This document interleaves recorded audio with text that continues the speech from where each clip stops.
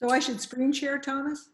Yeah, so just to say a few words, welcome all to the third ERC IDEM virtual meeting. We had a first meeting on the Holobiont a few days ago, second meeting on biological individuality and the microbiome. And today we have 2 plenary speakers and 3 selected speakers. And we are going to start immediately with Margaret McFarlane. I'm going to say a few words of introduction. Not that Margaret needs any words of introduction as any of our plenary speakers, of course, but I just want to insist that Margaret is a professor and director of the Pacific Biosciences Research Center at the University of Hawaii, Manoa. She's a member of the Academy of Microbiology, the American Academy of Arts and Science, and the National Academy of Sciences. We all know that Margaret did and is still doing outstanding work on the squid Vibrio association. And she, I think, through this work, she has contributed to raise fundamental questions about what symbiosis is, the very nature of symbiosis, how persistent associations between microbes and hosts can be maintained through time, how symbionts can contribute to host development, including organogenesis. So that was a very striking work Margaret and her group did, I think, back in Madison, Wisconsin, I think, but she might correct me. And with others, especially women, Margaret really inspired, I think. I'm thinking about Margaret, but also, of course, before Margulis and also Angela Douglas or Nancy Moran and many others. I think we have a generation of especially women who trained other people and really created a new generation of people interested in symbiosis with new tools, especially metagenomics, but also all sorts of tools. And Margaret was a key actor in that process, and I think that is extremely important. Today, Margaret is going to give a talk entitled Engaging and Staying Engaged in a Partnership, the Ontogenic Trajectory of Horizontally Transmitted Symbiotic Systems. Long title for what is going to be, I'm sure, a wonderful talk. So Margaret, if you're ready to share your screen, that would be wonderful.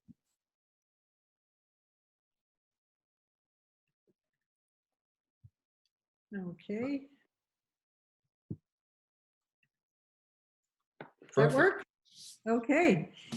So thank you so much, Thomas, for the very wonderful introduction.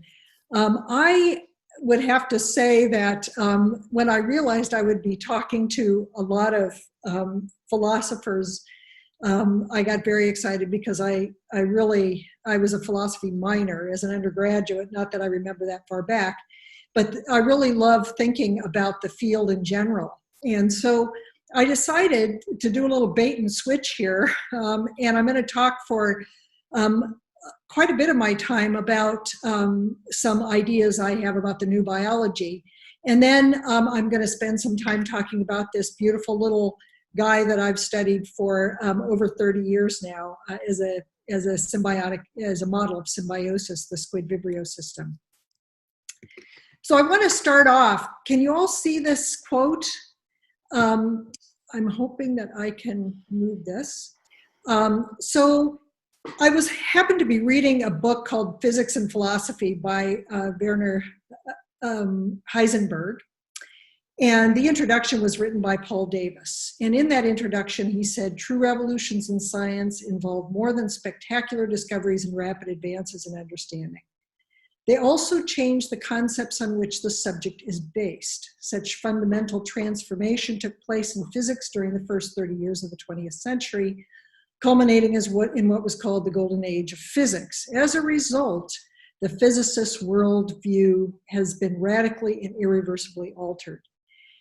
And I think that this is where we are in biology in the 21st century. And there are a few things that I'd like to consider with you as philosophers. So how do I advance? Same way as always, I think. How do I advance the slides, Thomas? You just did, I think. Oh. Or maybe there's a disconnection between what you are seeing and what we're seeing. We are now at the slide called Animals Embedded in a Microbial World. Okay, okay. So, so basically, there's been a tremendous change in the way we see the biosphere. And in my mind, it's the most expansive horizon in biology since the discovery of DNA. And the largest change in our view of the biosphere since Darwin. And what I feel is that we went in 1953 down into a deep hole of molecular biology. And I think we're doing a return to organismal biology with microbes. We're now beginning to think of them not as just ways to understand transcriptional regulation or to understand biochemical pathways, but as true organisms. And we're rethinking our basic concepts of the form and function of the biological world. And I'd like to give you 3 very short examples, some things I had been thinking about how our thinking will change. And then I'd like to talk about what we're seeing as far as patterns of host microbe symbiosis in the animal kingdom and some ideas about their evolutionary drivers. So I don't seem to be able to move to the next slide. And I'm not sure why. Okay, maybe I got it. Okay, I got it. So for the first example, just considering this is a bit hackneyed, but when you consider what we're having to do as biologists, we've been looking down from humans and mammals and so on, down toward the microbial world for such a long time. It was thought back in the 1970s that there were about 7,000 species of bacteria, about the same number of species as snakes. And what we did was we had characterized the biological world from the 3rd century BC to about 1970. Well, 1979 is when Carl Woese started telling us that it probably wasn't like that. But we were using our eyes until then. And what this 5 kingdom model is, of course, Whitaker's 5 kingdom model. And the idea was that diversity increased. Since then, beginning with wholesale genome sequencing, beginning about 2006, of course, it's revealed that the biosphere is dominated by microbes. And so what had happened to this huge group is they're down in here and of course Woese had bacteria, archaea, and eukarya. But there's some idea that maybe it's actually even only 2 domains, and that in the eukaryota here are sort of embedded in the archaea. So I guess my point is that diversity is now, of course, highest down in these regions that had been thought to be very low diversity. This, we're completely changing the way we perceive the organization of the biosphere, which is a huge conceptual shift. And every year when I would teach the graduate students at University of Wisconsin, they were microbiology undergraduates coming into the graduate major. And I'd say, how many of you have learned the 5 kingdom model? And up until the year in 2015, when I left Madison, Wisconsin, they would all raise their hand, half of them would raise their hands, that they were still learning the 5 kingdom model. So it's a long road to changing people's minds. The second example I'd like to give is from a really cool paper I love from Domazet, Lotso, and Tautz. So Thomas Domazet Lotso was a postdoc in Dieter Tautz' lab at the Max Planck in Plön. And what he did was he developed the trajectory of human origins in 19 steps. What he did was he took the 23,000 human genes that are coding, and what he did was he looked to see where they originated and developed this, what he called phylostratigraphy. So it was an amazing strategy for looking at something like the evolution of a crown group. And so, but what he found, as you can see from this graph, is that most of the genes were derived from the microbial world. And when you look at Leninger, I think in retrospect, it's not too surprising. But lots of things, you know, there were a few other things that happened along the way, and then, you know, with genes were brought on the scene, but most of them were microbial. The other thing he asked, which I thought was really cool, was what about the human-specific disease genes, like cystic fibrosis? Is the CFTR gene a human gene? Because you would think the human disease genes might be primate-specific. Well, they're principally non-essential, that is not embryonically lethal, and they are biased toward the ancient genes. As you can see, none of the 1,760 known disease genes at the time when he wrote this came from the primates or originated with the primates.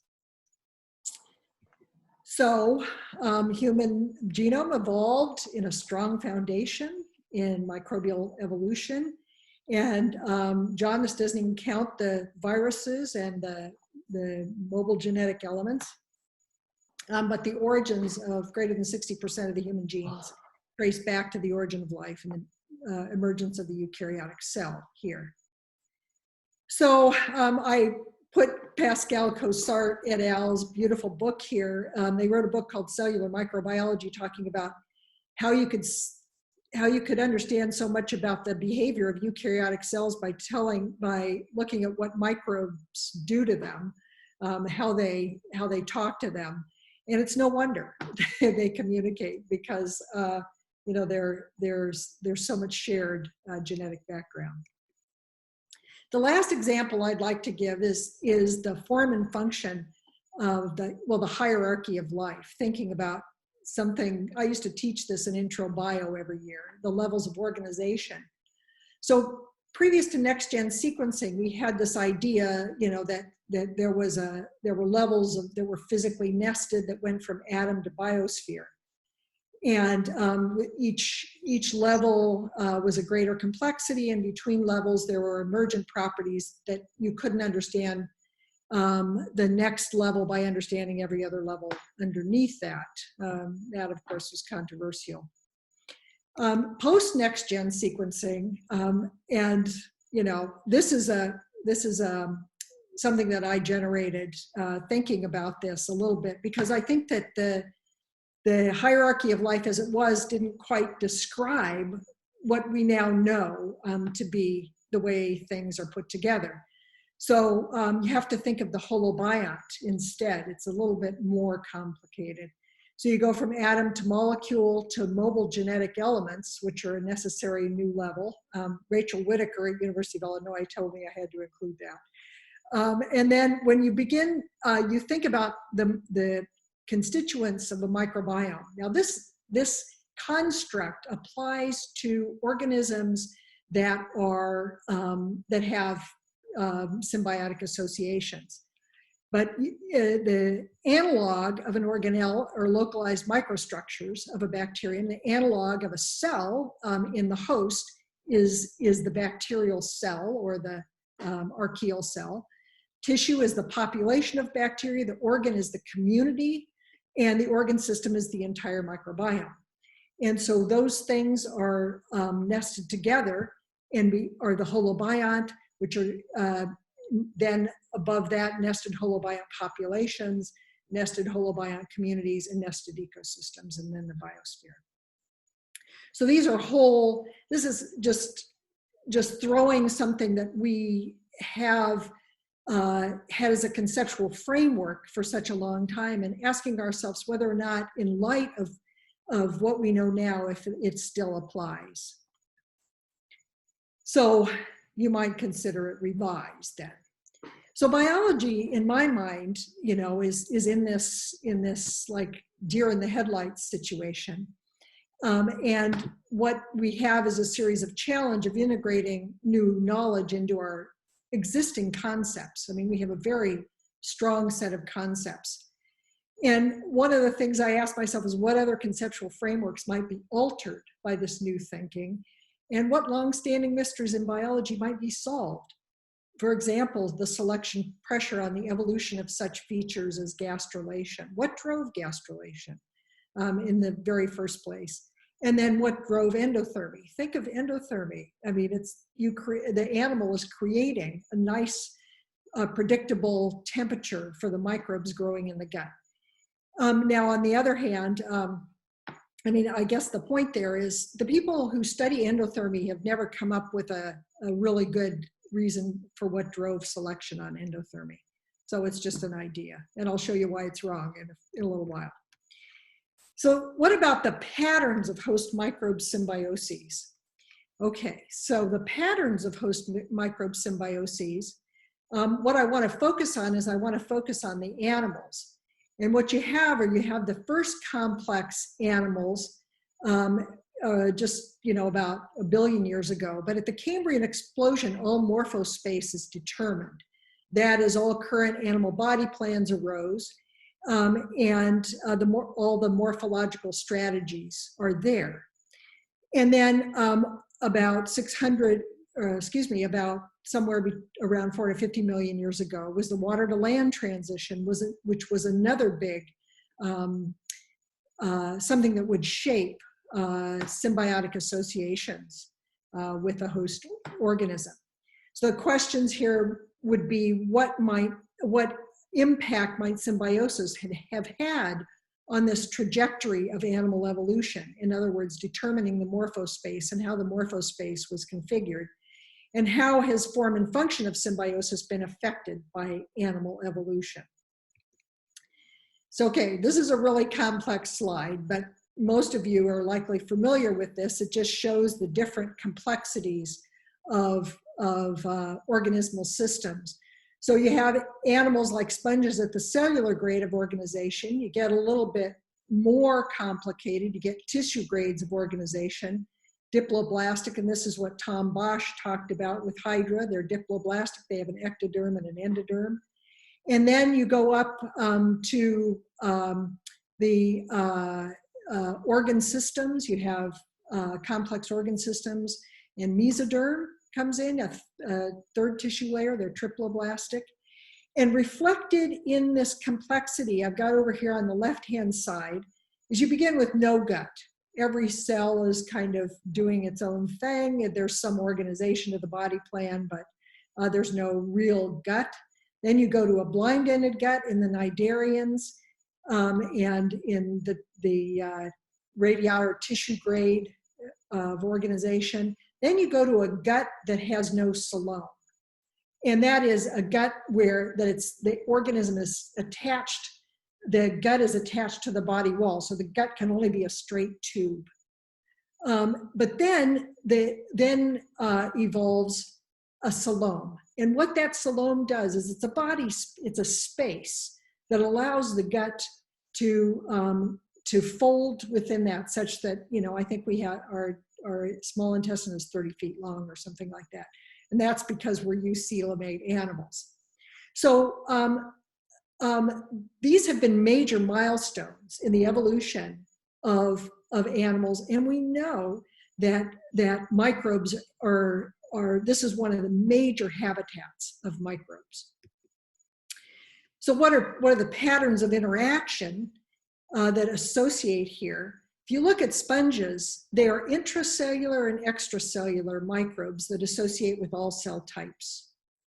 When you get up to the cnidarians, they're extra and intracellular, but they're associated with the epithelia, obviously, because that's all there is. When you get to triploblastic animals, you have an interesting thing happening. They are extra and intracellular in the epithelia, depending upon what phylum and what you're working with. But in mesodermally derived cells, they only occur as intracellular symbionts. I don't know of an example, and if anybody here knows of an example of an extracellular symbiont that lives in the mesoderm, I'm all ears. Okay, so what about the trends and the diversity of microbiota? So let's be thinking about the invertebrates, aquatic and terrestrial, as well as the vertebrates. So I should start off by saying I'm a believer in that not all animals need a co-evolved microbiome. And there's a range of dependency. Some of them have none. Some of them have, very complex microbiota. And they're very site specific. And what I'm talking about is a co-evolved microbiota. Because I don't believe that there are any animals on Earth that aren't affected by environmental microbes. Their fitness isn't affected by the environmental microbes. But they don't have to have a persistent symbiosis with those microbes. And I don't think all animals do. So let me give you a few examples. Well, such animals would behave like this kind of hierarchy that I mentioned, because they don't have a persistent symbiosis. So let's think about aquatic invertebrates here, and what the patterns are, and whether or not they do and do not have. So of course, they're the majority of animal diversity, and what they're aquatic animals, in thinking about the pre-water to land transition, aquatic environments are microbe rich. There are about 10 to the 6th bacteria per million seawater. What's more, that seawater is full of dissolved organic material. And so one of the principal food sources of marine animals is the uptake dissolved organic material across the body wall.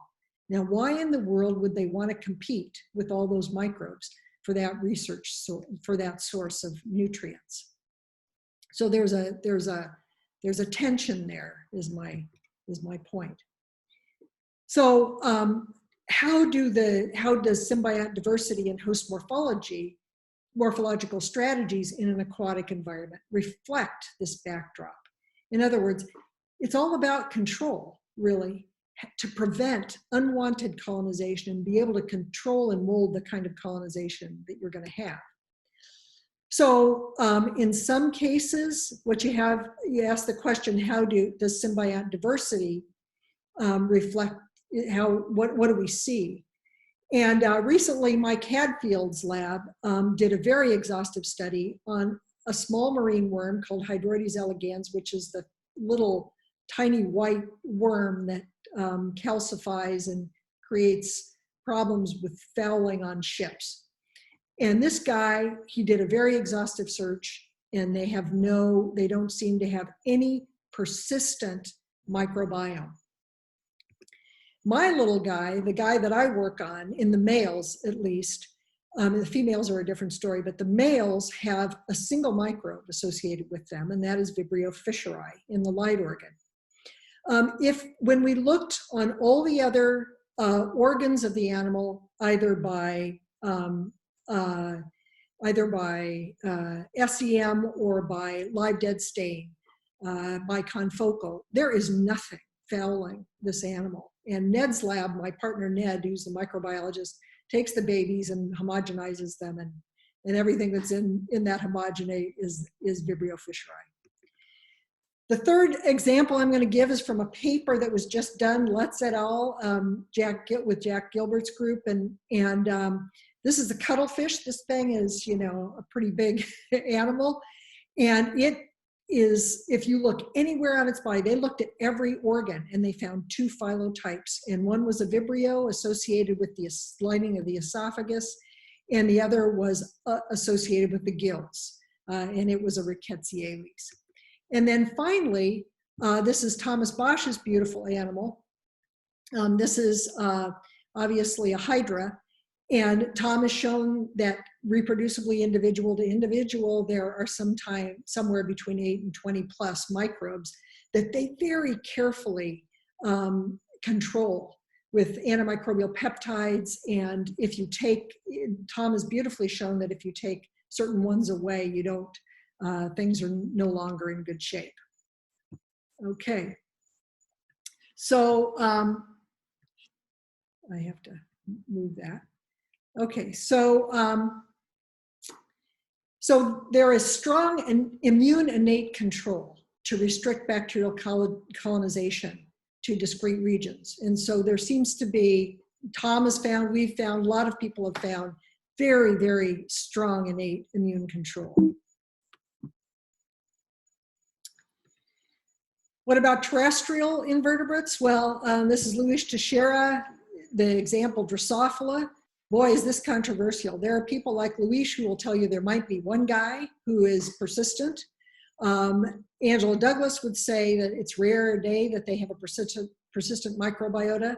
And other people like Joe Handelsman and other various people will say that Drosophila has a more complex microbiota. Down here, I'm showing that some of the terrestrial organisms have very complex microbes associated with them. But it's like in this gypsy moth, it's a larva, it's about 12. Nancy Moran finds reproducibly individual to individual, a cohort of 8. And your graph in the leech finds 5. So not very diverse. What about the vertebrates? Well, the interesting thing about the vertebrates is that they have significant differences with the invertebrates, which I find really interesting.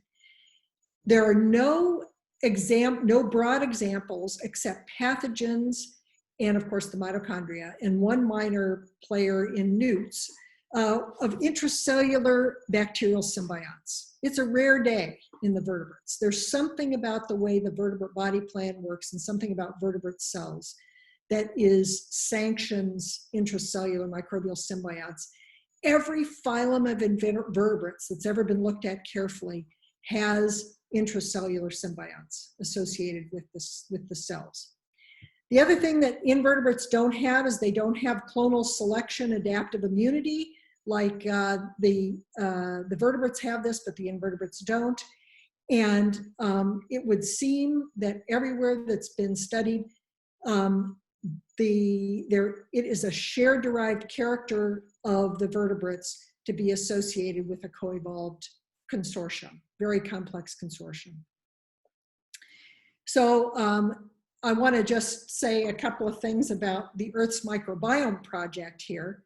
And that is that Rob Knight's lab just did a very cool study, just to give you an idea of some specific strategies of gut microbiomes in the vertebrates. So they asked 2 questions. It was very cool that these data were used in this. They did 900 species. And they asked the question about endothermy that I brought up earlier. So, so they asked whether or not endothermy, which is found in birds and mammals, and of course birds are reptiles, they asked whether the diversity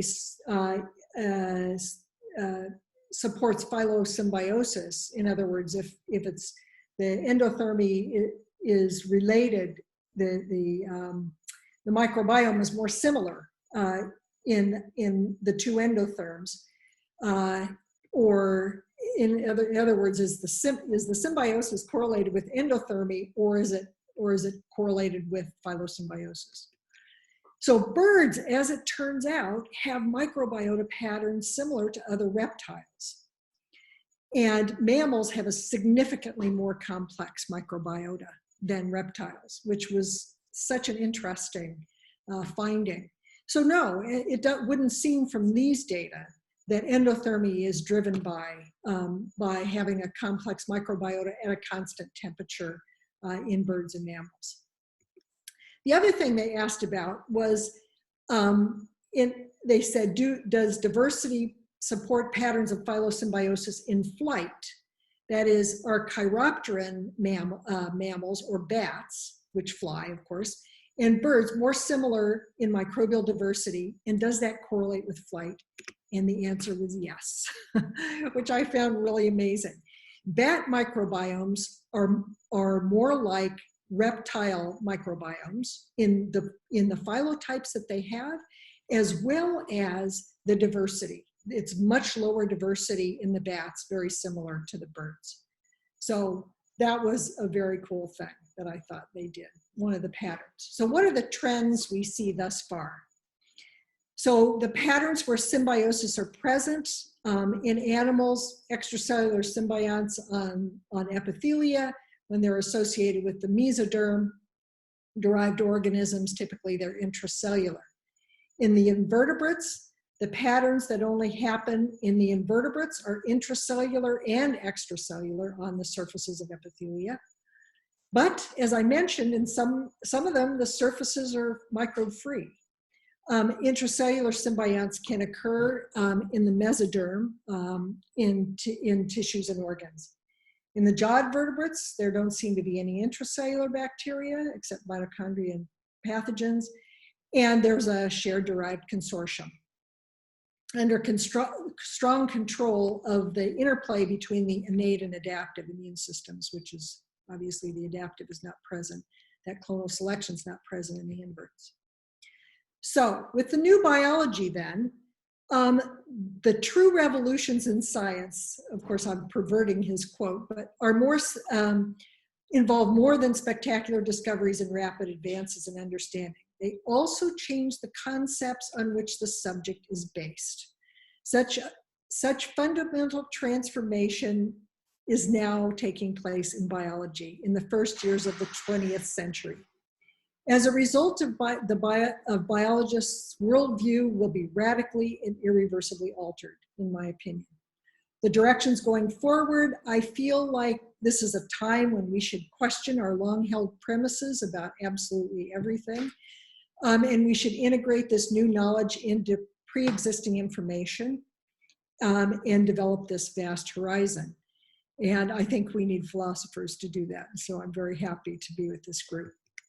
So I'm just going to spend the next 10 minutes, I hope that's okay, Thomas, on talking about a little bit about the squid Vibrio symbiosis. And this is just a short portion of my talk, but I wanted to mention, because I baited and switched here a little bit, about horizontal transmission. A huge thing changes in horizontal transmission with the water to land transition and what happens is the way it works is basically altered. So what you see, vertical transmission, just to give you guys some definitions, this is taken from Bright and Bulgarese. Sylvia, thank you. They had a beautiful Nature Reviews microbiology review, I think 2010, on transmission. And it's defined vertical transmission as symbionts are in and on the egg, and they participate in embryogenesis. And this occurs in both terrestrial and aquatic habitats. Horizontal transmission also occurs in aquatic and terrestrial habitats. But usually in an aquatic habitat, the newly hatched or born animal picks up the symbionts from the environment through the plankton. And so they don't need any special help. The symbionts are in the plankton and they pick them up and enrich for them. In terrestrial environments, it's in the water to land transition, the environment doesn't support the symbionts. And so there has to be facilitation. It has to be facilitated. So they call it facilitated horizontal transmission. And that's done with the help of conspecifics. Okay, so some details about my little squid. So this is Euprymna scolopes, the Hawaiian bobtail squid, and they're little guys as adults. If you did a ventral dissection, you'd see this complex bilobe light organ. And each lobe in the center has 3 independent crypt spaces, and it has accessory tissues around those crypt spaces because the bacteria make light that is modified by eye-like tissues around it. It emits ventral luminescence at night to camouflage. And these bacteria that are associated with it, Vibrio Fischeri, are luminous. They are the ones that make the light, and they exist extracellularly along the apical surfaces of epithelia throughout the life of the animal. But what we do in the lab is we study the chronic colonization of animal epithelia. And so this is a binary association, and the reason we love it is because there's tremendous resolution, and whatever we find that's conserved across animals is likely to be very important to the basic function of the colonization of animal epithelia. So how do they select their symbiote in the environment? So they have about a 20-day embryonic period, and during that embryonic period, the juvenile, the baby, produces structures that are ciliated on either side of the light organ that the adult doesn't have. When they hatch, they begin to pull water over that field of that ciliated field to try to bring in symbiote-rich water. Now remember, I had mentioned that there are 10 to the 6th mils of non-specific bacteria in the seawater, and a few hundred to a few thousand are Vibrio fischeri. So the odds are really stacked against them. So here's what this looks like if you dissect it out and look at it under a microscope. That ciliated field is beating like crazy. And then if you look at this, just one arm, you see that these arms, or these ciliated fields, these two arms that make up the ciliated field, have two types of cilia on them. One set of long cilia on the outside that undergo metacrinal beat, and a short set of cilia in the inside of these arms that beat randomly and seem to mix things. And what this whole thing does is focus the materials around where the pores are, where they're going to enter.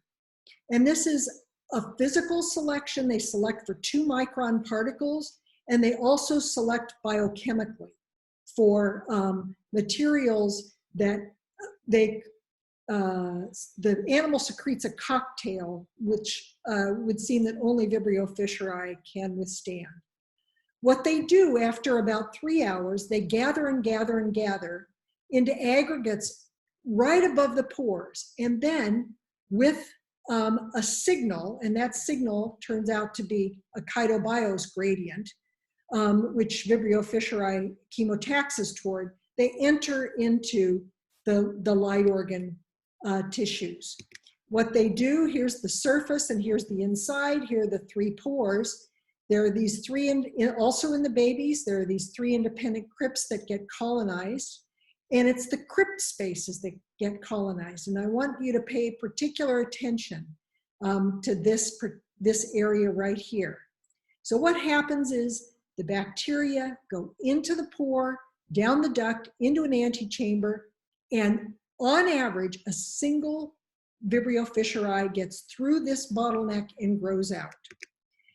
And so what happens as soon as as soon as you get some colonization inside, is that bottleneck closes down. And it requires colonization by Vibrio fischeri. And the entire day, Vibrio fischeri is restricted to the crypt spaces here.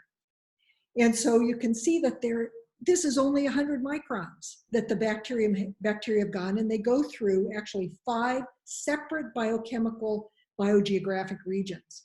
It's really complex. So what happens then is you've got this set of microbes inside, and you have maintenance over the day, and that maintenance is a day-night cycle, and that day-night cycle matures, but it's pretty complex. So what happens at dawn every single day is the bottleneck opens back up, and there's a daily expulsion of about 90 to 95% of the bacteria into the surrounding seawater.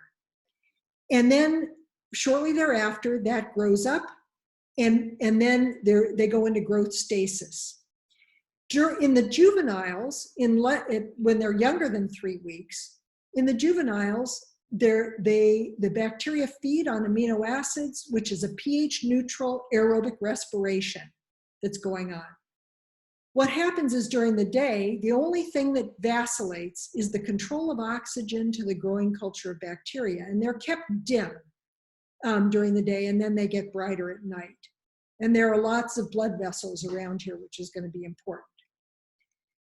Beginning at about 4 weeks, this whole situation matures, and they go into a completely, really complicated diel rhythm. And what they do is, what has happened is every day at dawn, actually even in the juveniles, at that venting, the animal sheds its microvilli, and in the adults, it also sheds the apical surfaces of the epithelia. And then what the bacteria do is they respond to that by respiring those lipids.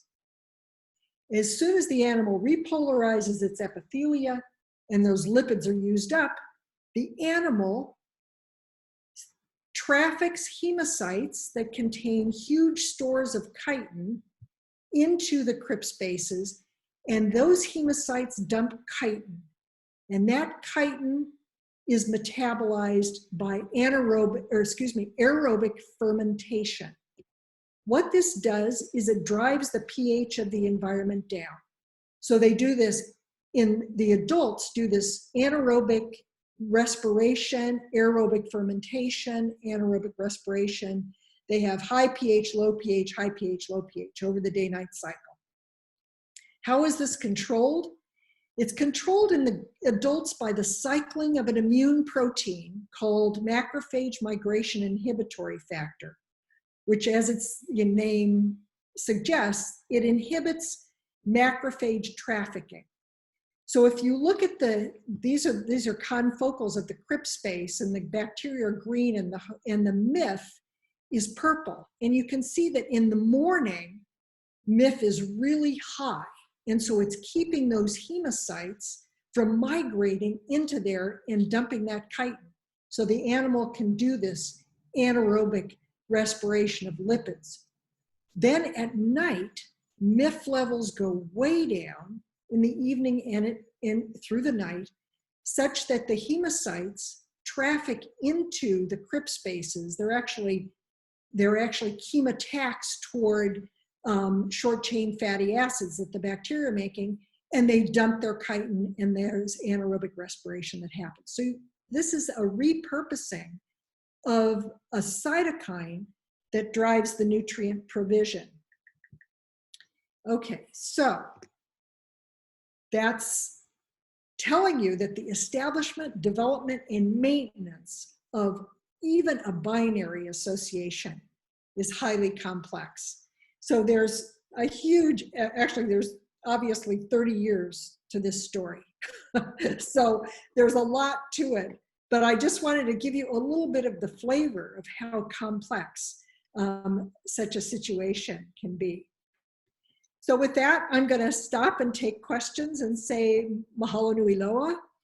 This is the view. Up in the upper left is the view from my office window at Kiwalo. And this is a fairly recent shot of the lab. And I should say to you guys that we have a couple of postdoc openings. If you guys know of any good students who are interested. So with that, I think I'll stop there. Thank you very much, Margaret. That was great.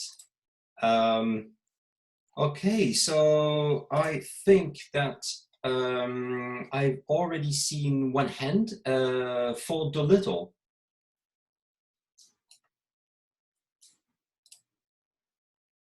Ford, I don't think we can hear you. Yeah, I think. Oh, there we go. Okay. Hello? Can you hear me now? Yes. Yes, Ford. That was a great talk. I really like that kind of broad synthetic approach there. So I'm glad I woke up so early. Thank you, Ford. This is a question that came up a couple of sessions ago, and I still am not sure I know the answer. Is this a co-evolved symbiosis, or do the Vibrio actually get anything out of this, or is it instead just the case that the squid is a highly evolved system for using Vibrio? That's a good question, Ford. And I often tease the microbiologists and say that Vibrio fischeri is enslaved. But there are two suggestions that they say to me that, you know, there are 45,000 squid in Kaneohe Bay, and the adult light organ houses 10 to the 11th bacteria. And they vent 90% of that every day at dawn. And so the microbiologists say to me, that's a tremendously wonderful bang for your buck. The other thing is that the bacteria, when they go into the seawater, have a tendency, like lots of Vibrios, to go into a viable non-culturable state. And so it would seem that the light organ symbiosis is one of the things that they're doing. Also, there's some tremendous strain variation in Vibrio fischeri. Some of the strains are better in seawater than they are in the light organ. So that's really interesting. And just to follow on to that, it was occurring to me that if one differentiates between marine horizontally acquired symbionts and terrestrial ones, that there actually might be a larger difference too, which is that there's a tendency to coevolution in the terrestrial ones because the bacteria are much more dependent upon the host for their actual maintenance, whereas marine ones, if they're recruited from the larger environment, they're not so dependent, so there's less coevolution. Yeah, but there's tremendous strain suggestion that there's coevolution, and I'm trying to think, Paul Baumann, when Paul Baumann described Hawaii and Hawaiian plankton, he did not find Vibrio fischeri, and the reason was because it only occurs where animals are. Yeah. Okay. Well. Yeah, and it only, and the juveniles actually have tremendous habitat loyalty. And the farther you get away from an adult population, if you take the water, you get fewer and fewer Vibrio fischeri in it, such that offshore seawater, it's very hard to get the animals to colonize. Okay. Interesting. Thank you. Thomas Bosch. Thank you, Margaret.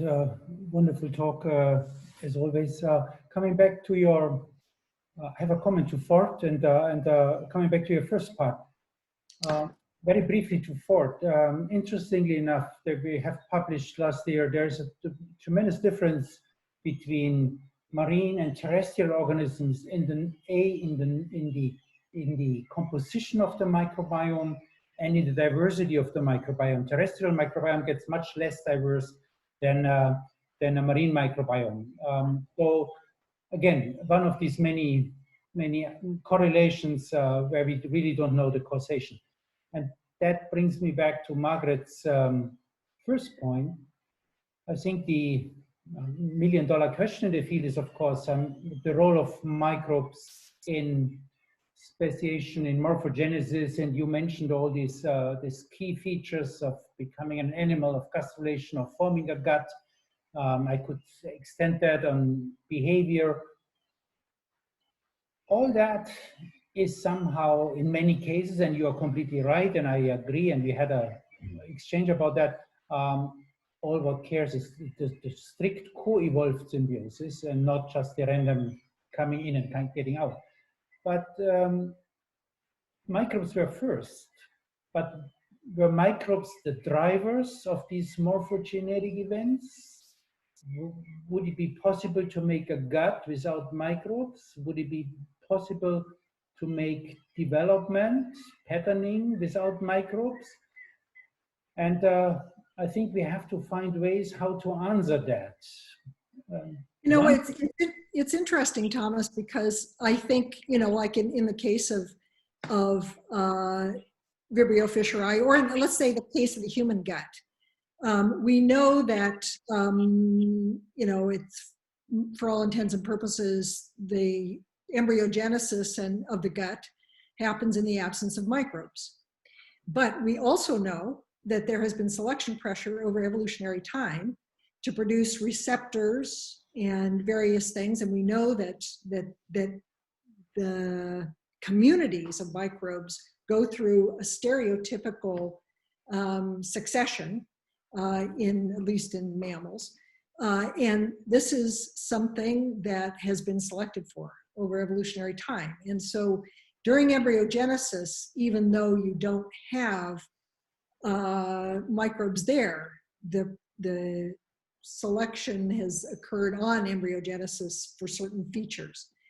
And so I think it's going to be hard to know. And I think I've told you that when I visited Simon Conway Morris, he had written an article on gastrulation, and he said, what drove the very first gastrulation? And he said, we don't know that, but it had to be something environmental.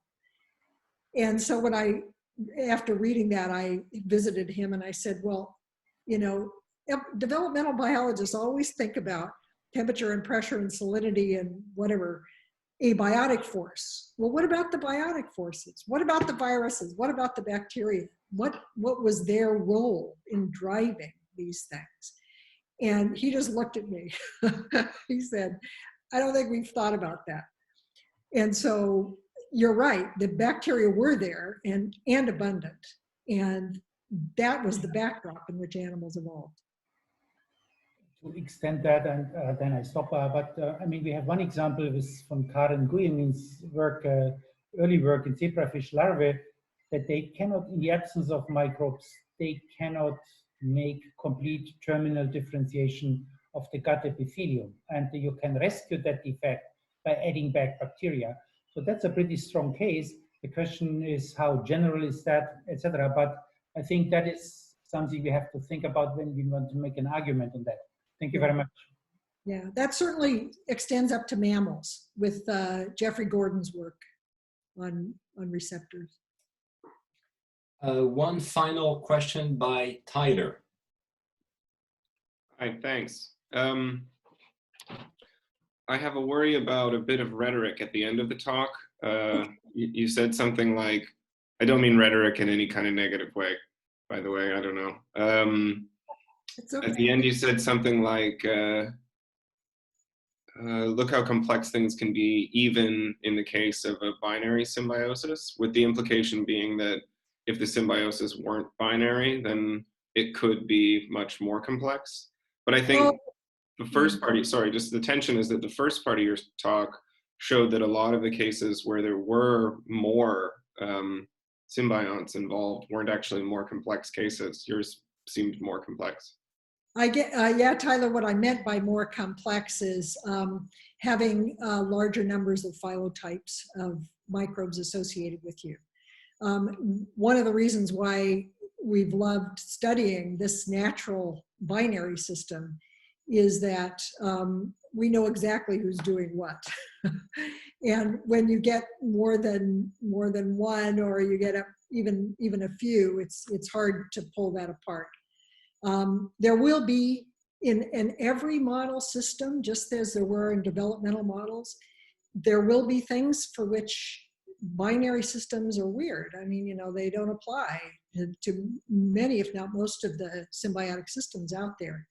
But there will be things that are conserved that you can learn from the chronic colonization of epithelia and so on. So, you know, I think just like developmental biology, we're going to demand a lot of models, as many as possible, because it is, you know, quite diverse. And I'm sorry if I misspoke. Thank you. Okay, so let's thank again Margaret for a wonderful talk. I'm trying to upload. Yes, it works. Oh, what a success. Thank you, Margaret. That was wonderful. We're moving to our second plenary speaker, John Despres. John is a professor of philosophy at the University of Exeter in the UK.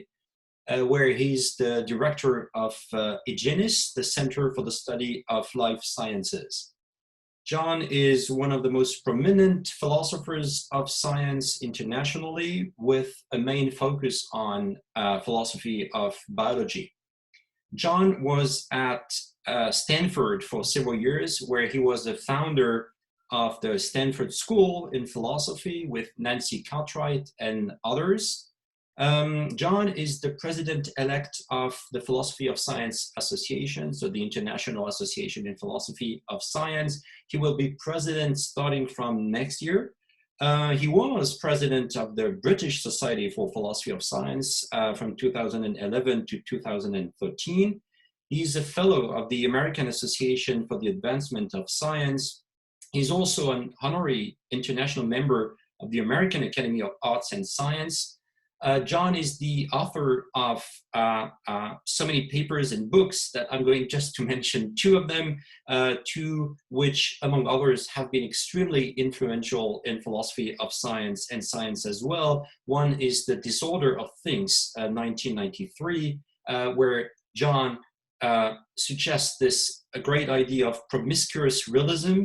And more recently, 2012, John published Processes of Life, where the main idea, as you know, is that the living word should be understood in terms of processes rather than things, or rather than substances in a more metaphysical vocabulary. John also trained several philosophers of science, including recently in his ERC-funded project on biological processes. And among the many topics in which John has been interested are viruses. And today, John is going to give a talk entitled "Are Viruses Parts of Us?" Thank you very much, Thomas. Is my screen sharing properly? This is perfect. Okay, great. So yes, well, I thought I would pick a topical subject. When Thomas asked me to do this, I said I didn't know that I had anything new, and this is, I can't quite decide whether this is entirely new or not new at all, because it's basically what I'm doing is trying to bring together some strands of my work over the last 10 years or so. I'll decide at the end whether it was anything new. And I guess after that lovely talk from Margaret, I must also apologize for a kind of philosopher's slideshow with lots of words and a few rather irrelevant pictures put in just to show that I know how to search Google Images, but not really. It's basically words. So here's the sort of overview of how this is supposed to work. Some time ago, I wrote a paper with Maureen O'Malley, making the very general claim that we should start thinking about living systems, not in the kind of traditional monogenomic organism kind of way, but as the intersection of segments of lineages, which is, of course, is just a way of saying symbiosis, but of course also emphasizing it's a symbiosis with organisms that operate on rather different timescales. So many generations of microbes in a human, say. In a lot of papers, and this is my kind of currently most definitive source is the introduction to a recent book edited with Dan Nicholson. I've been arguing that organisms and actually everything else in life we should think of as a kind of process rather than a kind of thing, or as philosophers tend to say, substance. And finally, I've done some work with Stefan Guttinger, arguing that viruses are a kind of processes and trying to describe the interaction of those processes with host organisms. Obviously, it's quite easy enough to put these together and suggest that viruses can be parts of the processes that constitute organisms. And that's what I'm going to try to evaluate in this proposal, but also as a kind of case study for considering the question, which I guess is very much part of the current holobiont debates about what it is for a symbiont to become part of a larger whole, as opposed to just something interacting with a larger whole. Okay, so here's the first thing I mentioned, and I should apologize for its very broad usage of metabolism, which may offend some biologists, but I don't know, I'd be happy to know a better word for this, by which I just want to say all of the chemical and other processes that go on in the system, comprised of these many other, this variety of more traditional organisms that help to maintain, that contribute to maintaining the system in a far from equilibrium, low entropy state. And of course, one of the reasons for wanting a term that broadens in this way is that metabolism in this sense, involves entities that belong to these distinct lineages. So this is the kind of motivation for defining life. I mean, and define, again, used in a loose sense, not what that now I can just offend some philosophers, but describing what we're really talking about in a broad, general, but not necessarily in terms of a set of necessary and sufficient conditions. Okay, but at any rate, when you look at it, if you just pick what man on the street, woman in the street might think of as an organism, you get a bunch of, you will often get a bunch of different, more traditional organisms, but not all of them will be part of the living system, or at least it seems a reasonable thing to suppose. So how do we decide when something is or isn't, if that's an important thing to decide? Now, first general point about this, why and hence why I'm not giving any definition of anything, is I take it there is no sharp line to be drawn here. One extreme, and I guess the paradigm here would be mitochondria.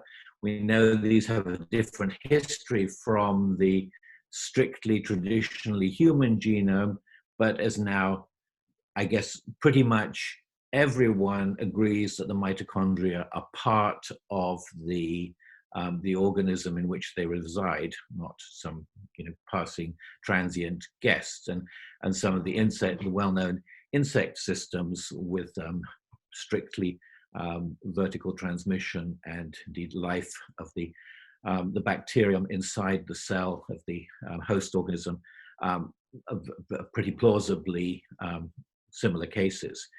At the other extreme, we have transient viral infections, and these interact with human metabolism for a period of time, but this is brief, and for the larger system, typically non-functional.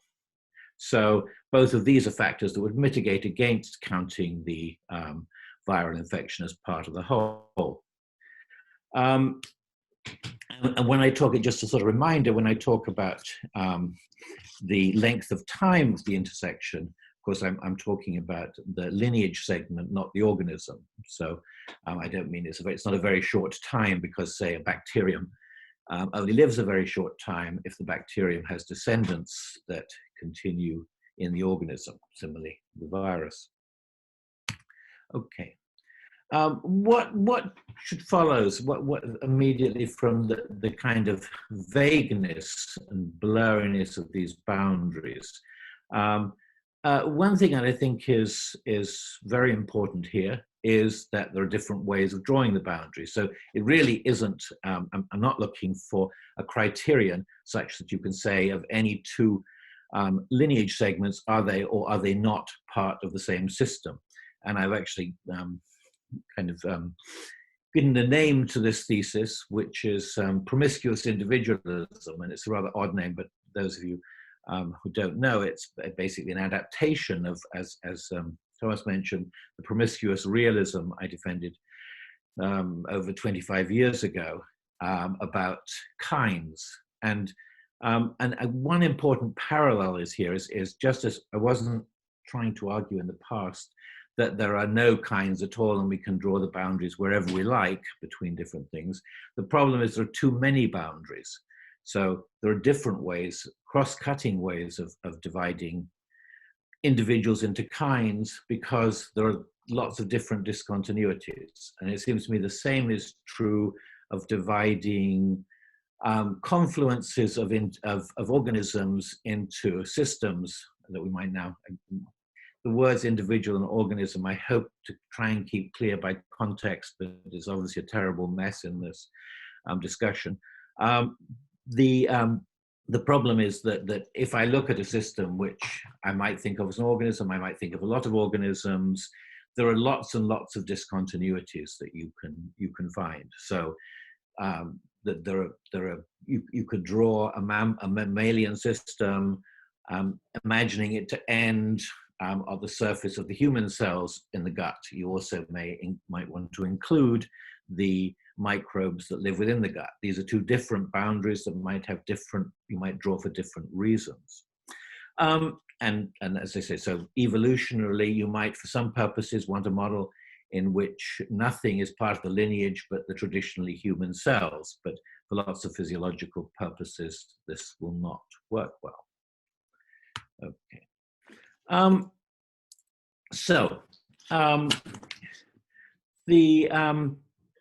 The first, I'm sorry, I just make a slight adjustment if you will allow me, because I can't see much of my slide because I've,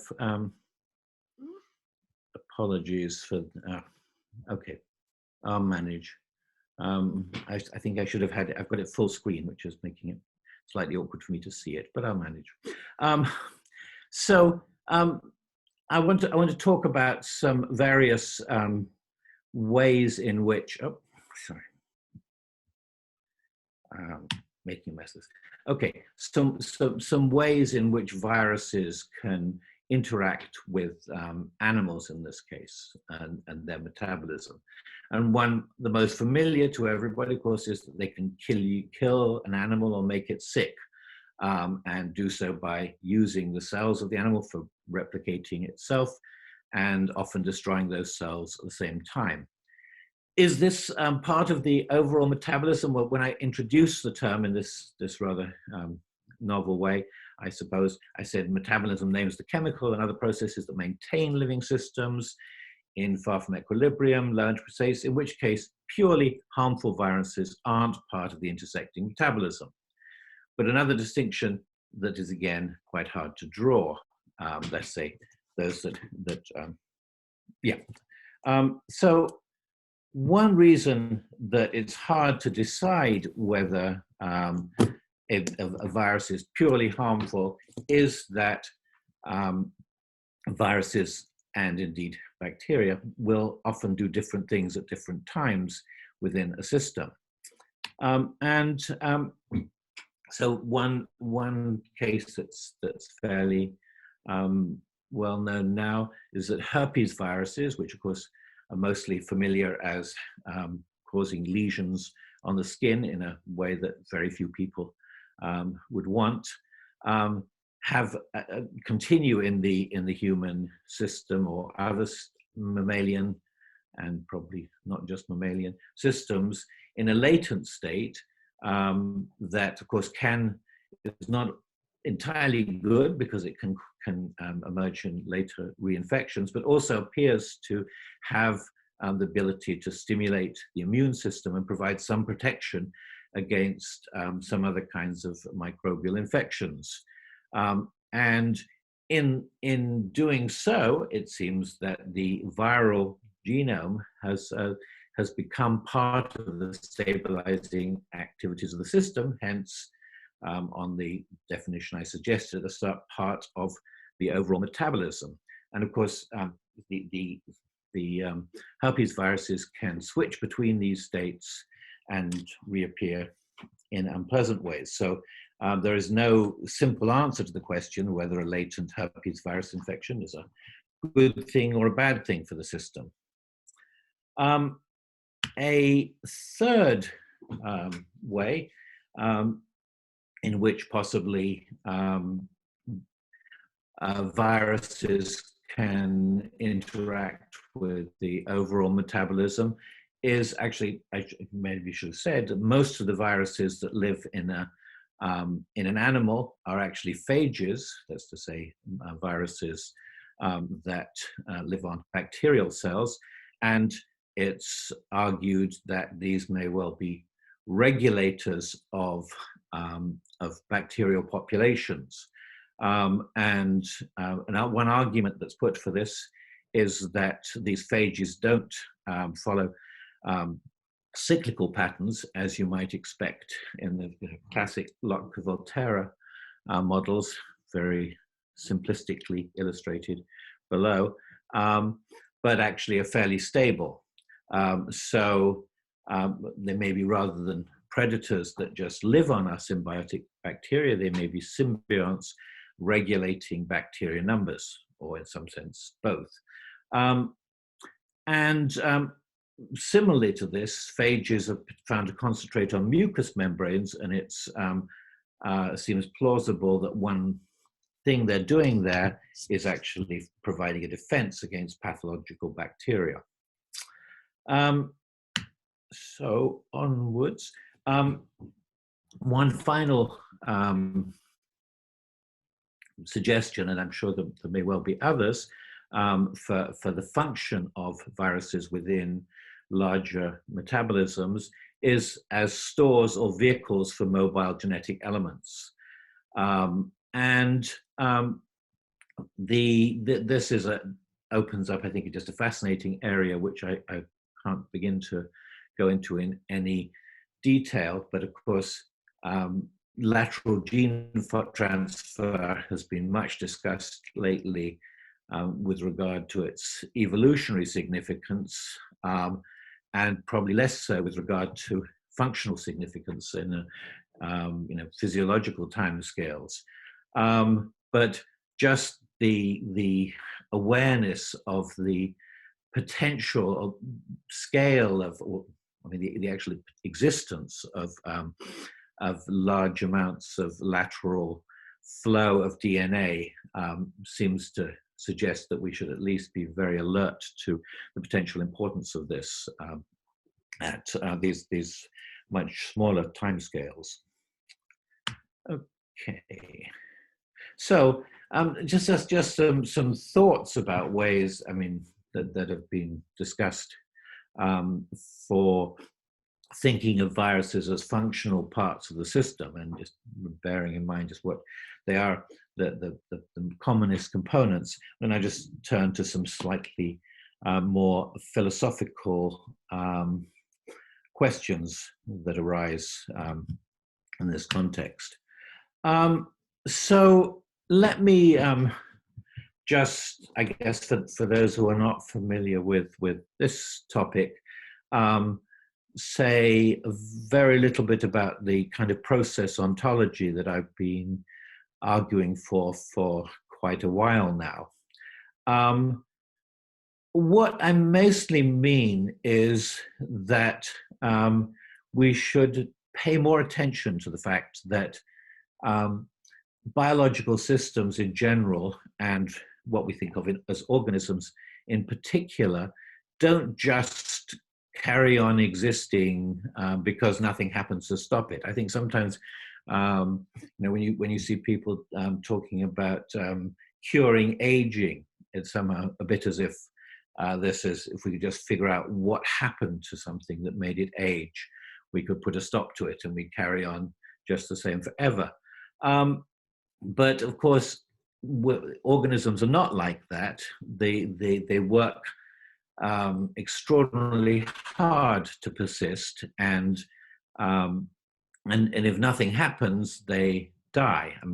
They continue only because all manner of trillions of things are happening inside to try and maintain their integrity. And just, I guess, three main points that emphasize this sort of dynamic nature of the organism, as opposed to it just being something sort of sitting there waiting for things to happen to it, is, and these are just totally familiar points, of course, organisms are systems far from thermodynamic equilibrium, and this has to be maintained by what I've called metabolic processes, that organisms have life cycles, and they don't stay the same even in the best case of health and everything going right. What's going right is to go through a sequence of stages. And finally, and this of course is the one that's most relevant to the present topic, organisms are not self-sufficient, which is actually something that's often philosophers have provided as a criterion for what it is to be a thing or a substance.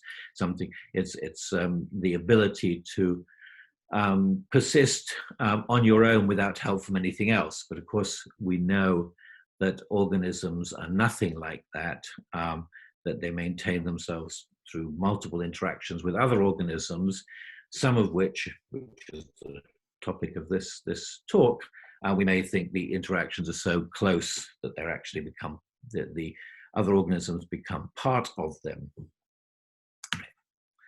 So I wanted to say a word also about as background to the question I'm asking, question about collaboration and integration. So the familiar division of symbiosis, mutualism, commensalism, and parasitism. But I think this tripartite distinction is increasingly problematic. As I've already mentioned, microbial symbionts can often move between these categories. And this is certainly true of cellular symbionts as well as viral possible symbionts, microbes that are very happy in the gut, may be very bad to have in other parts of the body, for example. So this, of course, raised a problem in that a natural condition for symbiosis resulting in a composite entity is that the symbiosis should be mutualistic. But if this is not a kind of stable characteristic of a potentially integrated entity, then that won't work. And this is one of the reasons that in the paper I referred to with Maureen O'Malley, we suggested we need a new word, collaboration, to just refer to relations that between parts of lineage that might result in integration or merger, but doesn't assume permanent mutualism. So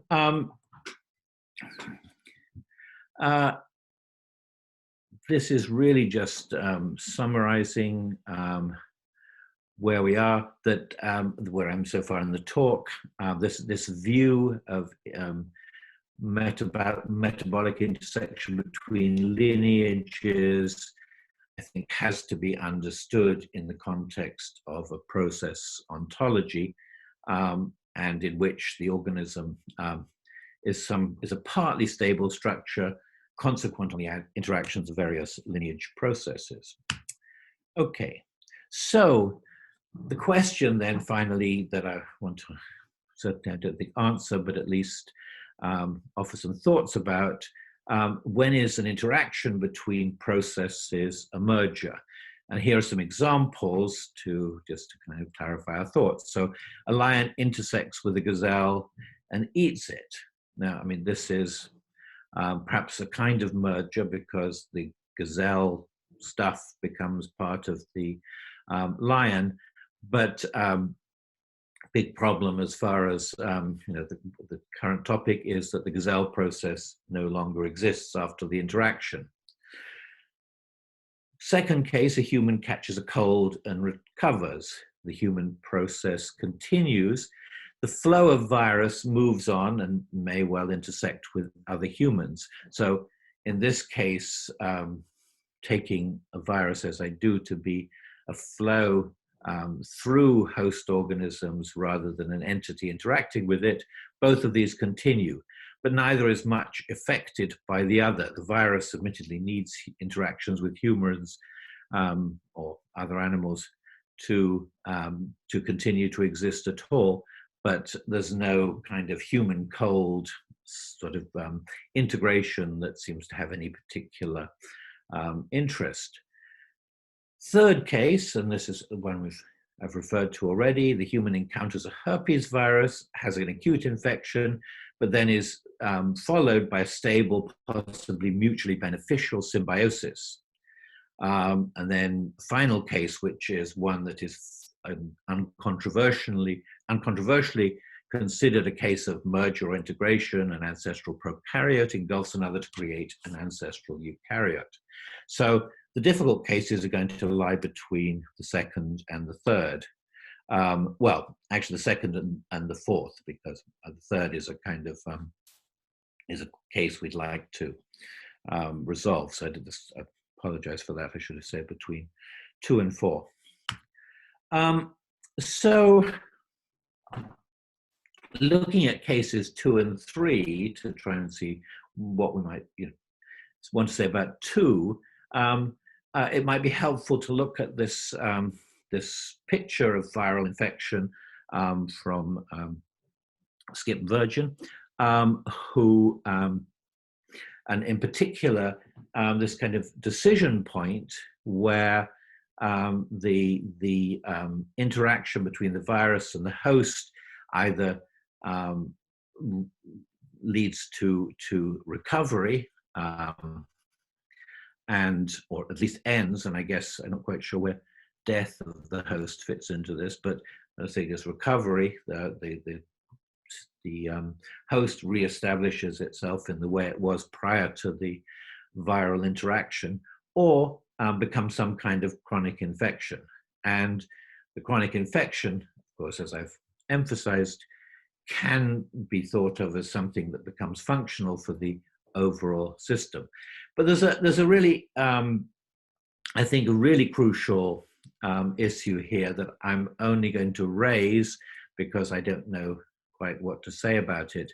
But I think that there's something problematic about the way this is set up, and that we really need to actually rethink this slightly in terms of taking really seriously the idea of viruses as not a sequence of individuals, but as some kind of cloud of viral types modulating immune systems and subsequent interactions. So that, that in some sense, I think we're still in what for me is too strongly a sort of thing-focused way of thinking, even in the picture that on the right, and that what we really, as I say, need to try and understand is how this cloud of types coexists at a population level with clouds of humans. And of course, this connects with ideas about viral loads necessary for infection, which is not just a matter of numbers, but appears to do with a set of variants existing within a critical load. I think possibly this also starts to break down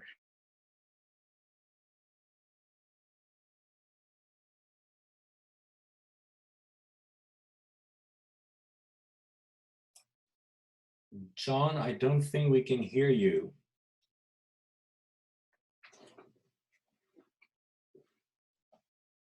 John, are you there?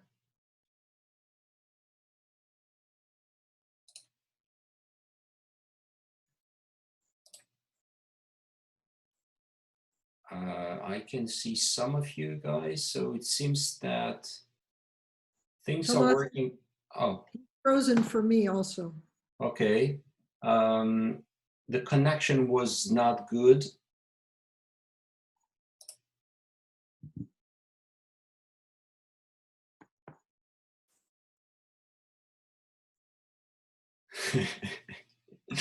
I just saw your remark, Paul. I guess John is reconnecting.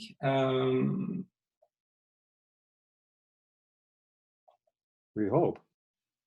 Yeah, but also I'm saying this because I don't see him anymore among the participants.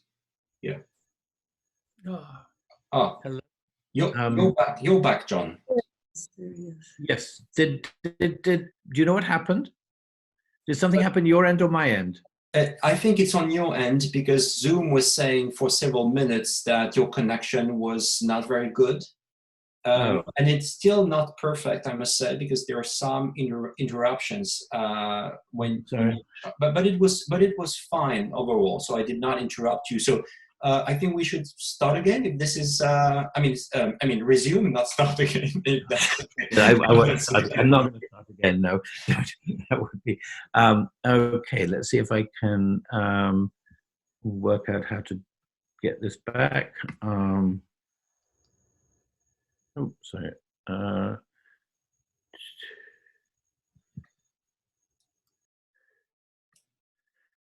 Okay. Is that I'm not quite sure what I guess I need to share screen again. Yes. Oh, was it? Okay, is that? Okay, we're back. Right, my phone's ringing. Hello, we are not available now. Please leave your name and phone number. Sorry, after the this beep. is really We will annoying. return your call. Hi, it's Kevin Oh, MOT. I just wondered if you still... Sorry. Okay, everything going wrong at the same time. Okay, so onwards. Now my PowerPoint. Okay, right. So, so what might we think of as some conditions on when two lineages merge rather than merely interact? So one obvious one is that a merger occurs only if the recruited lineage contributes to the stability of the collaboration joined. So from this, it seems to at least be suggested both processes must continue after the intersection. That rules out the lion and the gazelle, at least. Neither should be drastically damaged by the intersection, so many cases of pathological infections. And I think they must continue to collaborate for a significant period of time. I mean, this is just a kind of condition on what it means to integrate and merge. And possibly, probably, both partners must provide some kind of essential or valuable service to the other. But as I say, the worry I have with this, so that this seems like, you know, relatively straightforward, at least if we're only looking at conditions on it being legitimate to treat the whole as the sum as constituting a new whole. But I think that the question of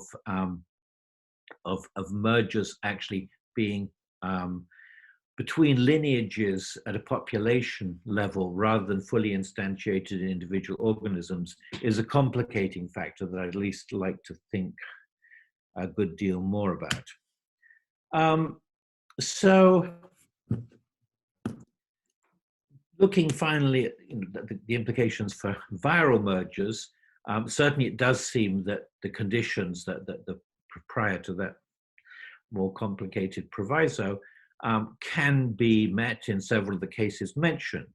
So certainly if viral populations are regulators of, let's say, phage populations are regulators of bacterial populations, then those viruses would seem to be essential functional parts of the system. And equally if they're parts of the immune system in mucosal populations. And indeed, genetic residues from herpes virus and similar viruses may also become parts of the immune system. Viral populations as stores of genetic diversity would also be an interesting case. So I think these cases meet at least the basic conditions I suggested on the previous slide. So to come to an end, given the process of ontology and understanding an organism's interaction between multiple lineage parts, that is to say a processual holobiont, it seems plausible that interactions of organisms with viruses can range from the very familiar sort of catastrophic parasitism to permanent and even, I think, heritable merger. And that's it. I'm sorry about all the technical problems, but what can we do? So. Thank you very much, John. That was excellent, and no problem with the small interruption because we're still perfectly on time. So this is great. So Tyler. First question. Okay. Thanks, John. I wanted to give you a reason not to think that positive contributions to equilibrium should be a necessary condition for being part of a merged lineage. Okay. In general, that's just because we wouldn't hold other parts, conventional, let's say conventional parts of an organism to that standard. Since there are presumably conventional parts of the organism that either don't contribute at all to equilibrium or actually have kind of a negative effect on equilibrium, thinking about mildly deleterious variants. So for a viral case, you might have something like a predominantly harmful virus evolving into an endogenous retrovirus that might maintain some ability to self-copy, and then thereafter only having a sort of mildly deleterious effect on the population that it's in. So overall, it would start out having a negative effect, become something more like a conventional part that maintains some of the sort of characteristic processes of a virus, but would still then thereafter just have a deleterious effect. Mm-hmm. Would you, of course, that's no longer a lineage. Well, I suppose, yes, I guess the lineage qua part of the genome, if it's deposited itself into the genome. So yeah, I guess it's no longer it's I guess the reason you would think that is an integral part is in a sense that it's become a part of a part, i.e. and it's become a part of a part that is indisputably a part of the organism. So it's an interesting, you're absolutely right. I think that's the case, but it may be there may be different kinds of cases, but in this case, the fact that it's merged with something that, because I mean, if it just existed as a piece of junk DNA somehow floating around the system, you probably wouldn't say it was a part. If it were not part of if it were not somehow integrated with the host organism's genome. If it were just like a dead virus that somehow replicated itself inside the system. So I don't know. I mean, I don't know if this works for all cases of that kind, but that seems like there's a special condition that you might invoke to deal with that particular case. Thank you. I don't know if that's yeah. Oh, the little. Yeah, it was a interesting talk and good one. Patrick Forterre, who's a French molecular geneticist, I guess, microbiologist, has this concept of viruses, which I have found very interesting, which is the virus is actually the infected cell producing more viral particles. Mm-hmm. The viral particle is just the propagule, as it were, or, just like the sperm or something, or the actual virus, which is the infected cell. If you look at it that way, then in effect, bacteria, well, the lineage might actually be infected cell to infected cell rather than intervening uninfected state of the bacteria. And then the world exists for the purpose of propagating viruses, which clearly is why the world exists. So anyway, that's just a comment, I think. Well, just a comment on the comment. I mean, I really enjoy Forterre's work, but I don't think I don't like this particular view, and I guess I don't like it because it seems classic example of what my process view of things is supposed to contradict. It seems to be we're looking for, we're debating, what object constitutes the virus, but actually I don't think there is I mean, viruses, one reason I got interested in them in terms of process ontology is there really is no object that that you can plausibly identify with the virus. The virus is just a flow of material and events that passes through organisms in the more traditional sense. So- And I think, sorry? Go ahead. No, sorry, that was it. So I mean, I think identifying it with the cell, the viral factory is quite unnecessary. One shouldn't be looking for something to identify it with. And I mean, and the flow of particles that comes out of the infected cell is as much part of the process as is the infected cell and the activities that go on within it. It seems to me. So it's quite, I think, unfortunate to pick on that one entity and say this is the virus. Well, Patrick too does have the advantage of converting thing ontologists, which most of us naturally are, into process ontologists as a kind of a way station there. Well, sure, yes, that's good. Yes. Javier. Yes, thank you, John. Can you hear me? Because I think my internet doesn't work very well. I can hear you fine. Okay. Can you hear me? Yes.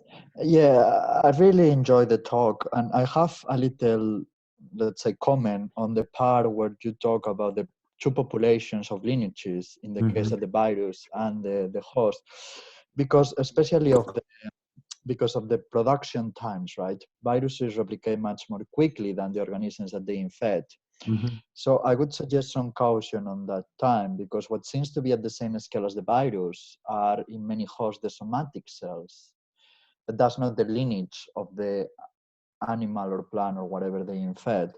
So that could, I think you need to also take this into account and maybe consider that, because this is expressed many times in the fact that viruses jump from host to host and from species to species, as we're seeing with coronavirus nowadays. So I think it's something you should consider. So thank you. Can you? I'm not quite sure I got the point. I mean, most of the things you said sounded fine, but I'm not. So could you say a bit more? Yes. The idea is the following. I mean, you know that part of my work I make the emphasis that the bacteria in the microbiome, or in this case the virus, are not at the same scale as the host, because the replicating time of the host usually take, I don't know, in humans about 20, 30 years, versus bacteria or viruses that replicates constantly. Therefore, saying that there are two populations of lineages at the same scale as you are trying to say for host and virus might be a little bit problematic for that, because that might mask part of the evolutions of the virus that might be much more rapid than the evolution of the host. That was the only point, that maybe you should consider that. Sure. I mean, yeah, I agree. I mean, but one thing I said early on is that this is why the conception of the system has to be the integration between lineage segments, not between individuals. Okay, so and a lineage segment being, you know, a chunk of process. So that's and I would also say this is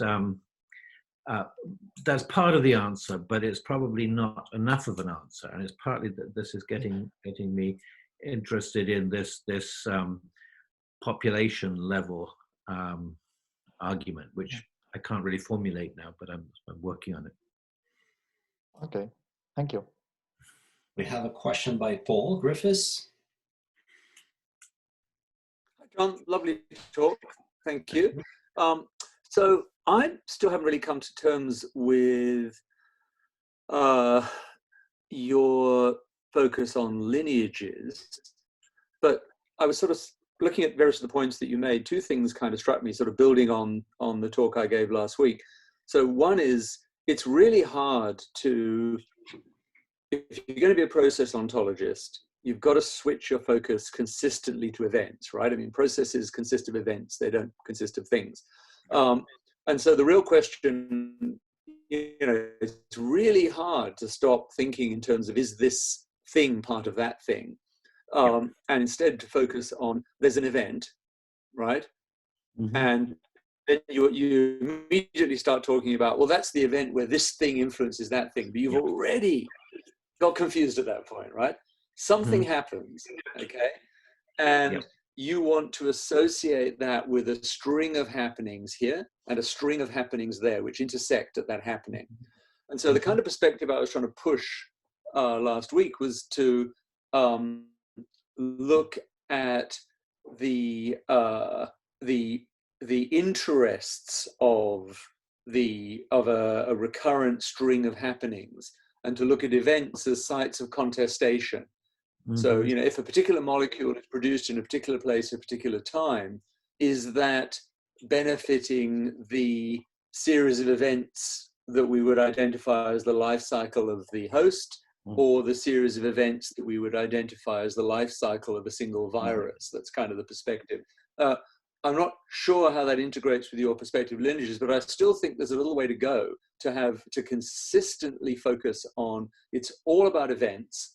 And I'm sort of recommending that then the key question is, when this occurs, is that event, if that event is part of this organism, then that event, it's a variable which could have a number of values, and it should have the value that's optimal from the point of view of the organism you're saying it's part of.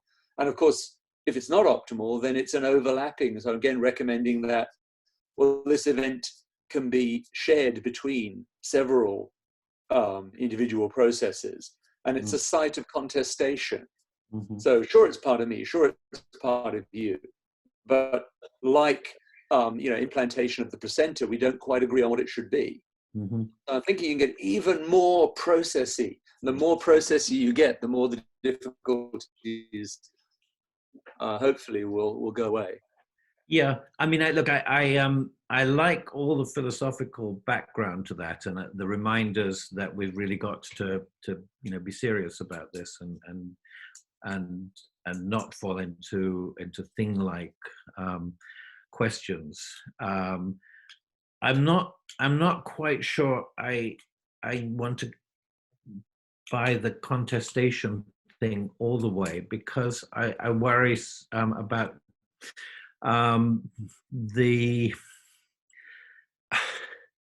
mean, it may be that so obviously the worry that certain interactions between lineages can be positive or negative at different times. Now, of course, it could be that if we really break these things down sufficiently into events, that doesn't matter. There are some events that are part of, but I guess so it's curious for me to find myself defending. So you can't go too far down the process route, but I mean, one of the great challenges for process ontology is to show how you get thing-like process, continuing thing-like processes out of it. Otherwise, we just, I think, can't talk anymore, and we can't explain anything about the biology that preceded us. So I think that, you know, in a sense, the big challenge for process ontology is making sense of the thing world that most people still live in, and understanding it as a special case. So if we went the whole way to we're only going to talk about events and evaluate each event for its character as an event of you know, merging, or event of contesting or whatever, and then you find that certain of the things that the processes that you want to distinguish as the entities we used to call things constantly change their ontological character because of the nature of the interaction, the nature of the contestation, then I think you lose the ability possibly to translate traditional thing ontology into process ontology. This is getting very abstract. If that made much sense. You know, I'm relying on, you know, a sort of strongly evolutionary perspective to individuate life cycles, and we probably don't fully agree about that. But I mean, I think the idea that, you know, two organisms that are sort of 100% at the symbiotic end of things, you know, have events which are genuinely fully fledged parts of both of them, right? I don't see why, you know, so yeah, I don't know. I kind of think that asking, you know, events can be part of two things which totally agree about what that event should be like. without the two processes merging.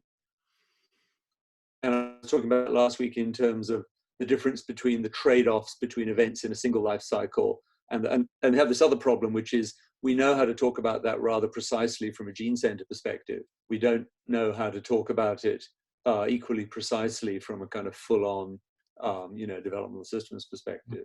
But anyway, so love the talk. I just think, in fact, the problems, the more completely processy you get, perhaps more of the problems will actually go away. Well, I will go into a process of self-examination and see whether I have lapsed into inexcusable substance thinking. No, thank you for that. It's a good point. Okay, it's a perfect time to thank again John for very good talk and excellent Q&As as well. We're gonna have a short break of 9 minutes, so we're back at 11 with 3 talks. So I'm going to stop the video now, and we're back in at 11 our time. Okay. Thank you again to all, and see you very soon. Now it should, we're back recording. So we're almost perfectly on time. Marie is our first speaker of the second half of this session. Marie is a biologist. She did her PhD in Montpellier, France, in the evolutionary ecology group with Mike Oshberg. She's now a postdoctoral fellow in evolutionary biology group of Gregory Velisser in Zurich, in Switzerland.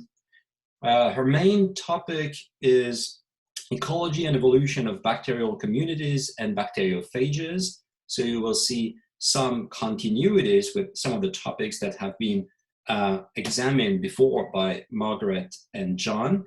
Marie is the author of several papers. I'm just going to cite a more recent one, or at least the more recent paper of hers that I've read, which was published in 2019, and it's called Bacterial Predator-Prey Coevolution Accelerates Genome Evolution and Selects on Virulence-Associated Prey Defenses, and it was published in Nature Communications. Today, Marie will present a talk entitled The Second Microbiome, Ecology and Evolution of Bacterial Vaginosis Communities. And just to say that one last time, Marie will talk for 20 minutes and then we have 10 minutes of discussion. Thank you very much, Marie. Thank you. I will try to share my screen.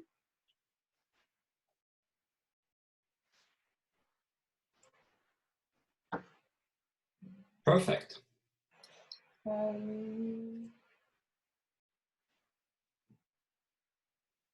What do you see? We see the full screen, so I think this is exactly what we want to see. Perfect. Thank you. So as Thomas said, I work in biology and I am working at ETH Zurich at the moment. But today I'm going to talk about a project that I will start next year at the MIBEJEC. So there won't be any new experimental results, but I would like to share with you some thoughts about bacterial vaginosis, microbial community in the vagina, and the way we can study it. So thanks to the new high throughput sequencing techniques, we now have a way wider access to the community of the microbes around us and in us, including and maybe especially the ones that live inside the human body. In a great majority of cases, what we obtain is a list of species, strains, or genes, and we can start addressing the question of who is there, who is around. But what we are more interested in is, in general, what is happening, and even what is the contribution of the microbiota to the health of its host. And to address these questions, the new developments in microbiology obviously build upon years of research in biology of communities of bigger organisms, but they also need to take into account the specificities of microorganisms and in particular, the great overlap between the ecological and the evolutionary timescales, and a quite blurry notion of species, especially due to the frequent exchange of genetic material between individuals. But what is very interesting is that microbial communities allow a more direct experimental access to evolution at a relatively big scale.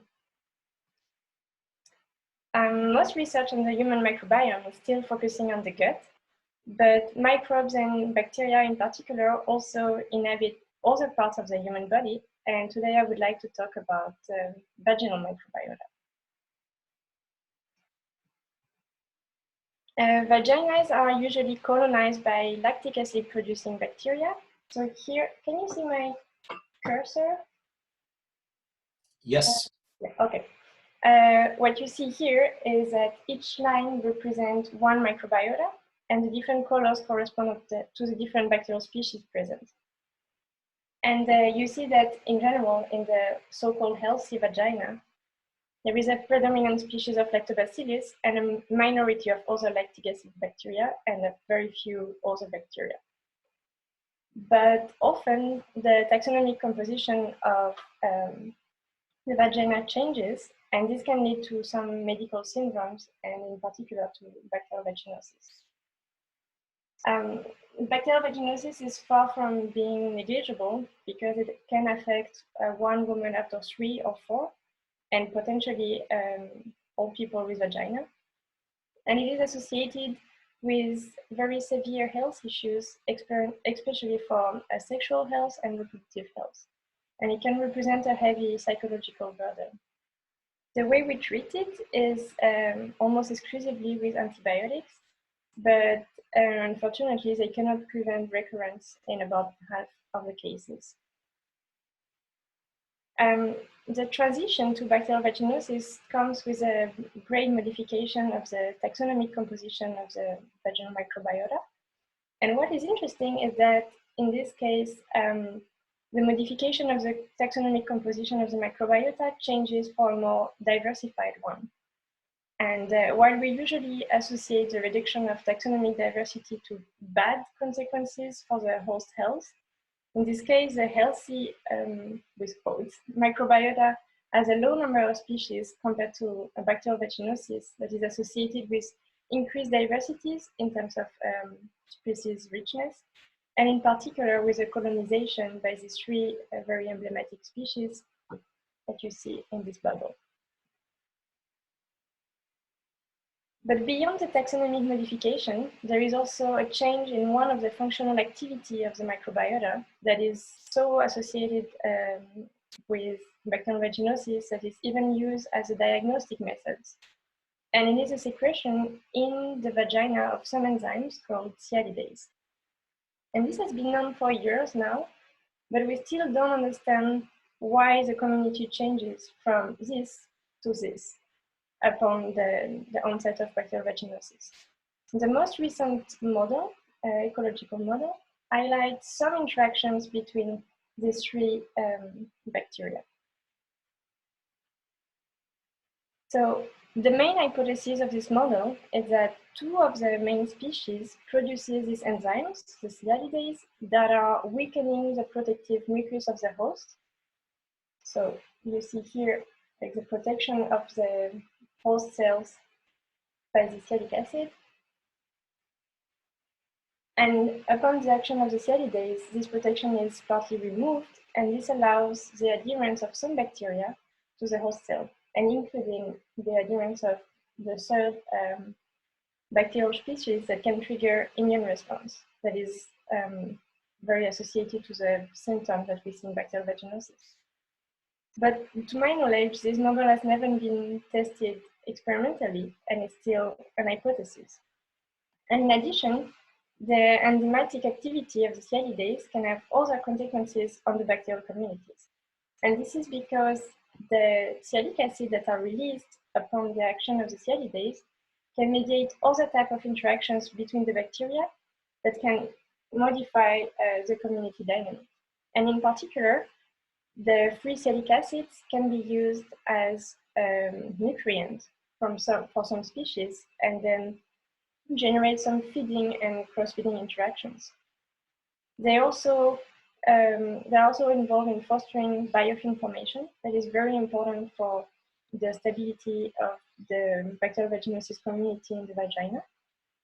And the last way they can use it is as a disguise mechanism. In this way, the bacteria are using the salicylic acids, the free salicylic acids, to decorate the membrane, and they can therefore escape the host immunity that cannot recognize them as bacteria, but believe that they are host cells. In bacteria, the metabolism of salicylic acids is included by a pool of genes that are very highly conserved at the sequence level. But this metabolism is not essential, and the underlying genes are commonly associated with horizontal gene transfer. This means that there is a very high level of diversity within species or strains in terms of presence-absence of the associated genes. So it's not because you've seen one Garnerella with the appropriate sialidase gene that all Garnerella will have it. It's actually very likely that they will not. In addition, there are some indications that the genes present in individuals of a single species, so in terms of species gene content, vary considerably when these species live in isolation and when it's part of a community. And here you see in gray the number of non-redundant genes in the genome of the species that are living in isolation, so just by themselves, and in orange when they are part of a community.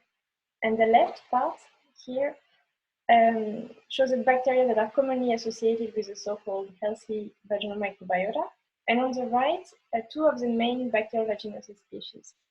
And for these species, here and here, the gene content is about 7 and 3.5 times higher, respectively, when they are in communities compared to in isolation. And this could indicate that either multiple strains are coexisting in the community, and what we see here is actually a pan-genome, and or that the species acquire new genes when they live in a community. And interestingly, this observation could also lead to the hypothesis that the metabolic activity of a given species are shaped by the community it is living in. And then, and this might be a bit far-fetched, but we could see that the community itself is operating a kind of top-down control on the activities of the component species, where, to some extent, it does not matter anymore who is there, because they would fulfill the metabolic function anyway. So, as I said earlier, the metabolism of salicylic acids can underlie different types of interaction between the bacteria. And due to this frequent horizontal transfers of these genes, there are some strains that possess a complete metabolic chains, some that possess the sialidase genes, but are devoid of the import systems of catabolic genes, so they cannot use the free salicylic acids, while others can import and catabolize them, but do not secrete sialidase. And the free salicylic acids that are released through the sialidase activity and diffusing in the environment, they can be uptaken by any bacteria that has a ad hoc import systems. And therefore, we can make the hypothesis that they function as public goods. And the distribution of the genes that are involved in the salicylic acid metabolism can be seen as resulting in a network of competitive, that you see here as like a minus arrow, or cooperative, the plus arrows, interactions in the microbial community. So the main question of the project is to understand the role of salicylic acid metabolism in the bacterial interactions that we see in the transition from a healthy vagina to bacterial vaginosis. And addressing this question requires to understand the relationships between the vaginal microbiota structures understood as a taxonomic composition and the network of interaction, and the vaginal microbiota functions. And in turn, how these structure-function relationships interplays with the health of the host. And to do that, I would like to propose to combine 4 main approaches to investigate the ecology and evolution of the vaginal microbiota. The first one is using genomics and metagenomics. And I would like to look at the genes and the strains that are detectable in the communities that are associated with so-called healthy vagina and bacterial vaginosis. And as Gregor explained it very nicely in his recent paper, what I will examine here is actually the potential metabolic activities of this community. And I would like to use this data to infer some still potential network of salic acids related interactions between the members of the communities. So what I explained earlier with the different case scenario with producers and users, users and producers. I will then complement this approach by experimentally assessing the metabolism through gene expression and phenotypic assays, with the aim of getting insight about the actual salic acid related activity. Of course, it's still not really actual because it is still in the lab, but you can imagine that it's not very easy to do this experiment in real, at least in minutes. As a second approach, I will experimentally evolve bacteria to examine the selective forces that are shaping this metabolism and the evolutionary consequences. So if you remember, I told you that the genes involved in salic acid metabolisms are not essential to bacteria and they can easily be lost. So if we look again at the potential use of the salic acid in bacteria, we can isolate 3 potential evolutionary forces: the availability of the free salic acids, the host immunity, and the interspecific interaction. And I would like to set an experimental evolution with the 3 main bacterial strains associated with bacterial vaginosis in the presence and absence of salic acids, in the presence and absence of an immune complement that will mimic the host immune response, and in the presence of another species to test for the effect of interspecific interaction. In this case, I will contrast the evolution in isolation, so one species evolving alone, to the one-way evolution, which is one species evolving in the presence of a non-evolving partner. So you always reintroduce the partner in this ancestral state, with the objective of assessing the importance of the ecological interactions with the other species on the evolution of the metabolism of the focal species. So I would like with this to understand a bit better the evolutionary consequences of these selective pressures on the change in the metabolic function. So in terms of quantitative change, like how good they are at degrading salic acid, for example, or in qualitative change as well. Like, do they change the way they use salic acid as a nutrient, for example, to defensive mechanism? But I also want to look at bacterial adaptation. So this would be more like a selected effect type of function by assessing the fitness effect and fitness advantages of the evolved strains in the different contexts and the targets of selections. And the comparison between the monoculture evolution and the one-way evolution, so evolution in the presence of a non-evolving partner, should reveal the peculiarity of each species in the way they interact with each other, and hopefully clarifies the relative importance of the 3 focal bacteria in the evolution of this metabolism. The third building block of this project is to adopt a community ecology approach. So the aim here is to try and investigate the role of the biotic interactions and of the community context on the ecological dynamics of a minimal bacterial community. So I plan to co-culture the 3 focal species as well as all, so the 3 ones here, as well as all the possible pairwise combination and the monoculture, to study the dynamics and the property of the communities of different levels of richness. And the aim is to help understanding how the content of the community drives its feature, and in particular the metabolism. So it's this question, like what is the role of the component of the community on the feature of the community? But the other way to look at it, and I believe a complementary way, is to examine how, in turn, how salicylic acid metabolism, so the community property, shapes the interactions and the community dynamic. This question. And like I said earlier, the high degrees of polymorphism in the salicylic acid metabolism, challenging the validity of an approach that is really just centered on species. So I will complement the assembly of a community of lab strains with a reassembly of minimal clinical communities. So reassembling communities of clinical isolates coming from the same patient. And this would reveal the importance of the genotypes and phenotypes of each isolate on both the coexistence of the different strains and on the nature and strength of interaction they will engage in. Therefore, I plan to investigate the potential patterns of local adaptation with assays that will be performed in the lab. So it's like a common lab experiment.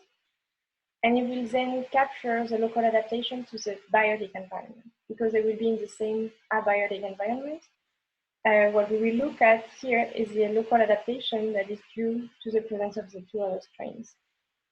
And we can assess the level of local adaptation by comparing sympatric interactions to overall allopatric interactions.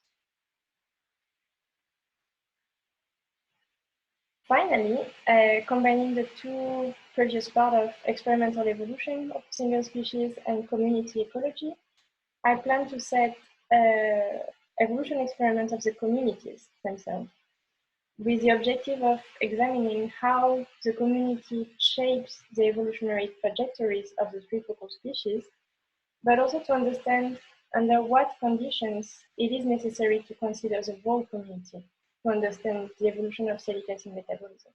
Or if we can, under some conditions, infer what is going on at the community level based on what we know about these components. And with that, I would like to thank you for your attention and for participating in this kind of meeting that I believe are very insightful for people working in biology like me.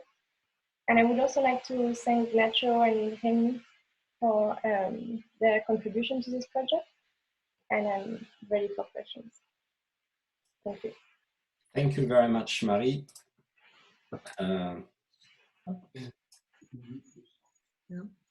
Okay.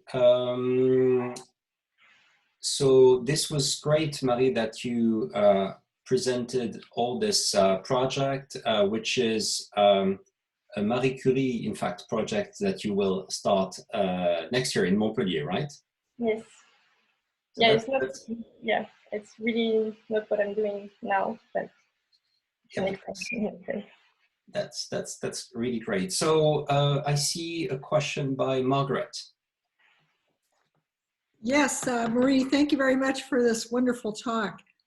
You might have said this, and I'm a little tired here in Hawaii at 11:30, but I'm wondering if you have thought about gene exchange between the strains and to what extent you might have some gene exchange and lateral gene transfer among the strains that you're studying that seem to interact quite a bit.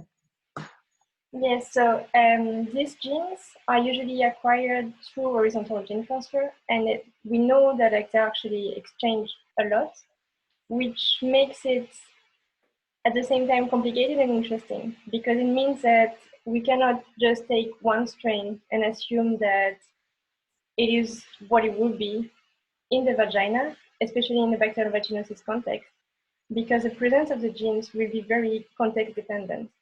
Mm-hmm. So that's why I think like trying to decompose the ecology and the evolution of what is going on would be interesting, because maybe this transfer can also happen at the ecological scale, and it will depend on who is around. What I'm not sure about, and I think it will be very interesting, is to see if, well, what are the conditions for bacteria to be able to acquire these genes? If really the transition of to bacterial vaginosis is linked to this metabolism, then in theory, it could be any bacteria around that can take up these genes that are able to fulfill the function that would be pathogen in this case. So it would be interesting to look at what are the factors that are allowing some strains to take up the genes versus not being able to take up the genes, and in what context. So in the experimental evolution part, I really want to look at the different contexts, like when there's salicylic acid around, does it increases the rate of acquisition of these genes or not? Also in the presence of a strong selective pressure from the host immunity. And I guess also looking at the interactions between the species will be very important, because maybe some species will be able to transfer these genes while others will not doing, at least not interspecifically. Great, thank you, Marie. Javier. Thank you, Marie. Excellent project. I was thinking it's kind of related to the question of Margaret, but my question is the following, because yes, you are mentioning that maybe those genes are laterally transferred and maybe they are acquired by different species. I was wondering whether those genes would have either neutral or disadvantageous effects in different niches when the bacteria are not located in the vagina, but they are located like in a free environment or different. Are you going to test something like that? Because that could be an interesting question to test the coevolution there. Yes, so I want to try to assess the fitness advantage of having these genes, or part of the metabolic chain at least, in different contexts, in the presence of free salicylic acids, but also host immunity and things like this. It seems that it's not super advantageous to have these genes if you're not in a human host, because these salicylic acids are extremely specific to humans. So it seems that the ability of the bacteria to metabolize these compounds is really linked to the interaction with human hosts. So I guess that outside of a human host, they will lose it, especially because it's easy to lose them. But by comparing the evolution of the species in a vaginal defined medium, however close it is to a real vagina, and a normal culture, I think we'll be able to at least get some insight about this. Thank you. Is there any other question? Perhaps could you, Marie, say a little bit more about the way you see structure function? So this is normally the question that Gregor would ask, but I'm a little bit like, you know, I can ask the question for him. So yeah, can you say more a little bit about how you understand that, and to what extent you were inspired by Gregor's consideration, or it's more like the same topic, or it's more like applying some of his ideas, just to better understand what's going on there? Well, I wrote this project before I read Gregor's paper, but then I read it, and then I was like, wow, it is it is really making way clearer all the things that I had in my head. Like, I designed the project in a way that I think we need different approaches to understand what is going on, because I don't have the, I'm not claiming that I'm going to solve these things, obviously, but because people have been working on it for more than 20 years. But I really do believe that combining different approaches, and especially community ecology and experimental evolution, will help understand what is going on. And I realized that the way I wrote the project for the Marie Curie, for example, was based on this different understanding of definition of function and structure. But it was never as clear in my head as before I read Gregor's paper. So it was really helpful to clarify everything. And I think that especially what he says about the potential function, so what you can infer based on sequence, if you're lucky that enough that they are annotated, really what you're looking at is potential function. And you actually don't know at all whether or not they will be actual function And you can even say less about their selective effect function, right? Like the evolutionary perspective on this function. And I think that it can, when you read it, it seems obvious, but before reading it, I think it's quite confused. And I really believe that these kind of papers are really helpful for people like me trying to design multidisciplinary projects on the microbiota, because it really helps to clarify what we are talking about and what we can say and what we cannot say. Okay, thank you very much.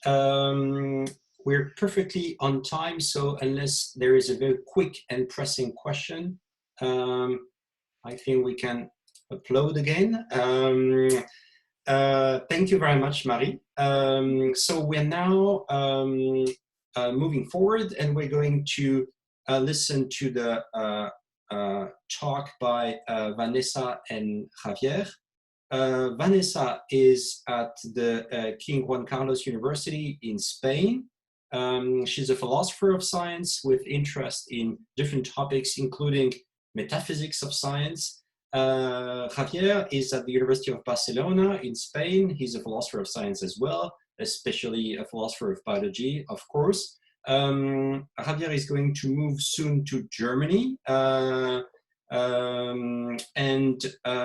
just want to mention that Vanessa and Javier have written several papers together, including one called A Metaphysical Approach to Holobiont Individuality, Holobionts as Emergent Individuals, and also a forthcoming paper called Holobionts, Ecological Communities, Hybrids, or Biological Individuals, a metaphysical perspective on multi-species systems, so to be published soon or to appear soon in Studies C, one of the leading journals in history and philosophy of the life sciences. So this is a great pleasure to now listen to you, Vanessa and Javier.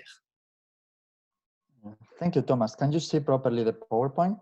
Yes, the only problem is that you're not full screen. So if you could go full screen, that would be better. Like this? Yeah, it's perfect. Okay, thank you. Thank you, Thomas. So as Thomas was saying, what we're going to present here is the result of our research in the last 3 years that Vanessa and I have been collaborating together. And we have been thinking very carefully and with a lot of details the relations between philosophy of biology and metaphysics, especially with the topic of the holobiont, which is a topic that has interested us a lot. So in this talk, what we are basically gonna do is we are gonna frame the paper in the following way. We're gonna frame the presentation in the following way. There is a key question in the holobiont debate, which Ford was mentioning this question a couple of weeks ago, which is the question of whether it's possible to talk about adaptations at the level of the holobiont, right? Is it possible to say that holobionts can evolve adaptations?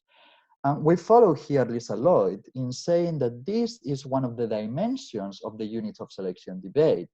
It's the dimension of whether it's possible to say that a particular biological conglomerate manifests adaptations.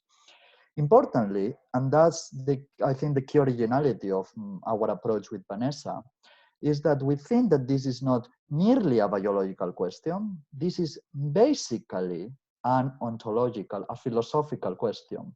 It's a question that concerns the boundaries of the individual, what constitutes the individual, what is the composition, and what plays a key role in this individuality. And basically, what we're gonna try to sell to you is 2 key messages.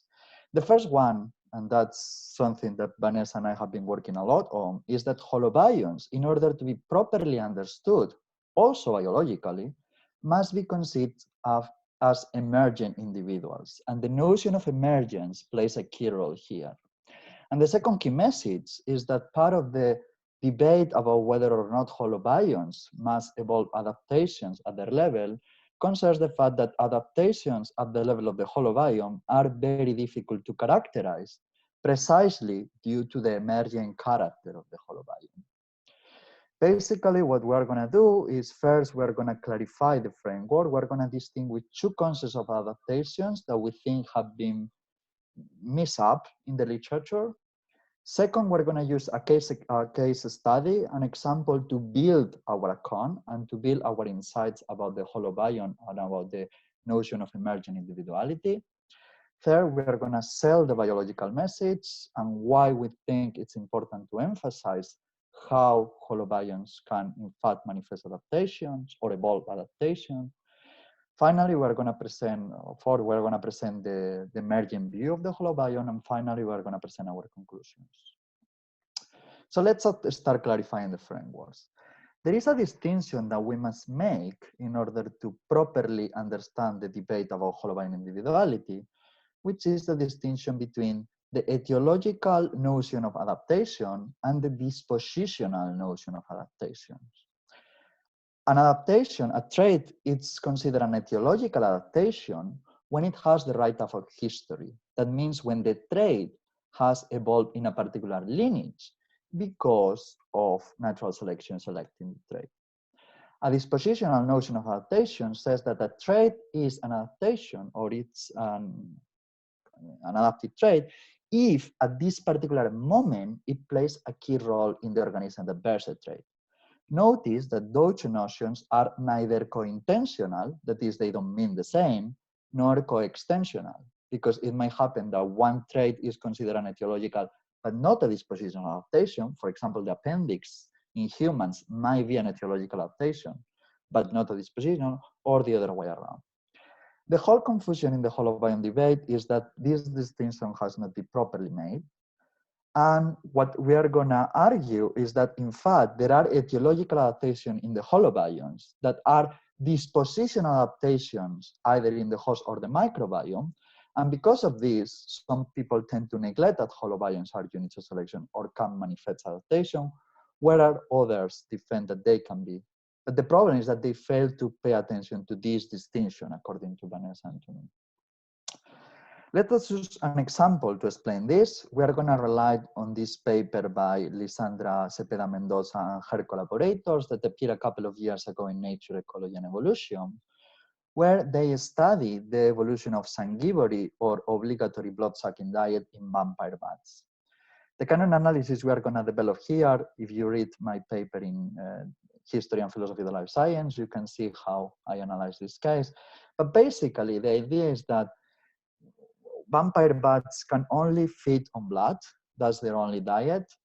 And one of the problems of this type of diet is that it creates several challenges at the metabolic, at the immunological, and all kind of levels that must be coped with.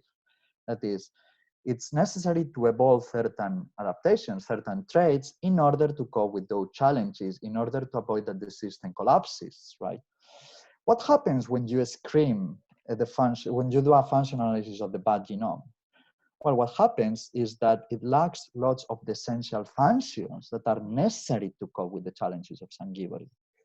In other words, if you only take into account the bat genome, right, what happens is that probably vampire bats would be prone to kidney failure very quickly, to bladder failure. They would probably have immunological problems very early, but that doesn't happen. And the question is why? What Lisandra Cepeda Mendoza and collaborators did, it's something that we consider great, is they screen the functional microbiome, the microbiome. And what they observed is that a substantial part of the function that allow the blood-sucking obligatory diet can be located in the microbiome. Just to show you this picture, because I think it's really clear, it appears in the paper by Mendoza and collaborators. If you see C here in blue, that's the number of genes or traits for sanguivore that have evolved in the bat genome. If you look at D, that's the number of genes that have evolved in the microbiome to cope with the specific challenges of sanguivore. Please pay attention to the scale, because this shows quite clearly why the genes in the microbiome outnumber substantially the number of genes that have evolved for sanguivore in the bat genome. And if you see the picture on the right, that's a very basic schema in which you can see how some of the functions, some of the adaptations to cope with sanguivore, either to cope with, I don't know, amino acid metabolism, immunity protection, and so on, are actually encoded in the genes, in the genetic components of the bat microbiome, rather than on the bat genome. Now, what can we follow? What can we derive from this? Well, the key message is that the traits that allow sanguivore, that allow blood-sucking diet in vampire bats, we cannot argue that they are located in the bat genome or in the microbiome. They are located in both the host genome and the microbiome. And that's a key important message.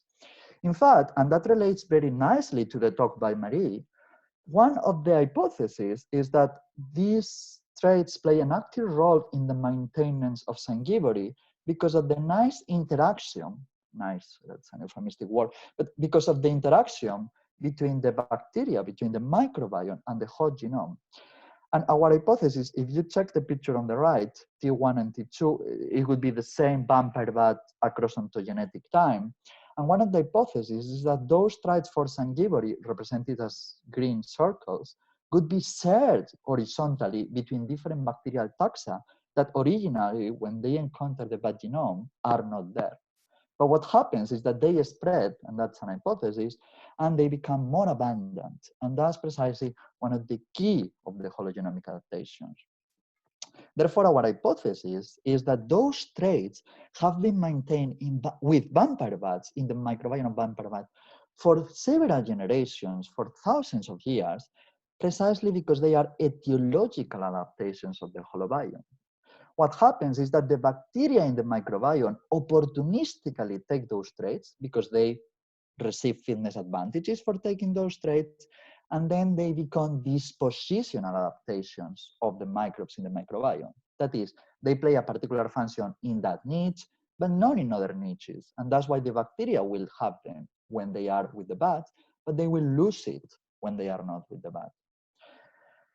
Now, there is another key message, and this key message is quite related to the work of Lisa Lloyd and Michael Wade, which is that our hypothesis is that because this is so, because hologenomic traits are adaptations at the level of the hologenome, what happens is that they will be in a high level of functional redundancy. And this is something that actually Mendoza and collaborators found in the vampire bat case. The traits that are related to sanguivore are functionally redundant in the bat microbiome. Furthermore, and that again relates to what Marie was saying before, they will engage in a high degree of horizontal gene transfer, even changing from one species to another species, which that's very interesting. Second, they will be host specific, and that relates to my previous question. The idea is that those traits we hypothesize, they will be neutral or even disadvantageous in different environments. The microbes that bear them will tend to lose them. And in fact, there is some evidence in the work of Mendoza and collaborators, because when they do a functional screen, they see that many of those genes simply do not appear in other species of bats that are not blood-sucking, right, in frugivorous or insectivorous bats. And finally, and that's the point 4 that Lloyd and Wade nicely developed, and I know they are still working on this, is that those traits or those genetic factors will engage in epistatic interactions with the host genome, such that, and that's a key message for rethinking other things that we want to think about the holobiome, such that they will guarantee their transgenerational recurrence with the host, with the vampire bat. And now is the time for Vanessa. I'm going to check my screen. I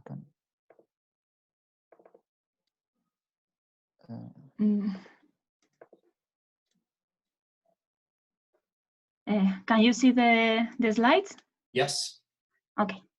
So, well, in order to make sense of this etiological character of some hologenomic adaptations, and also this idea that the holobiome is the manifestor of these kind of adaptations, we pay attention to the metaphysical notion of emergence, which we consider that it offers us an appropriate framework from which ontologically characterize holobionts.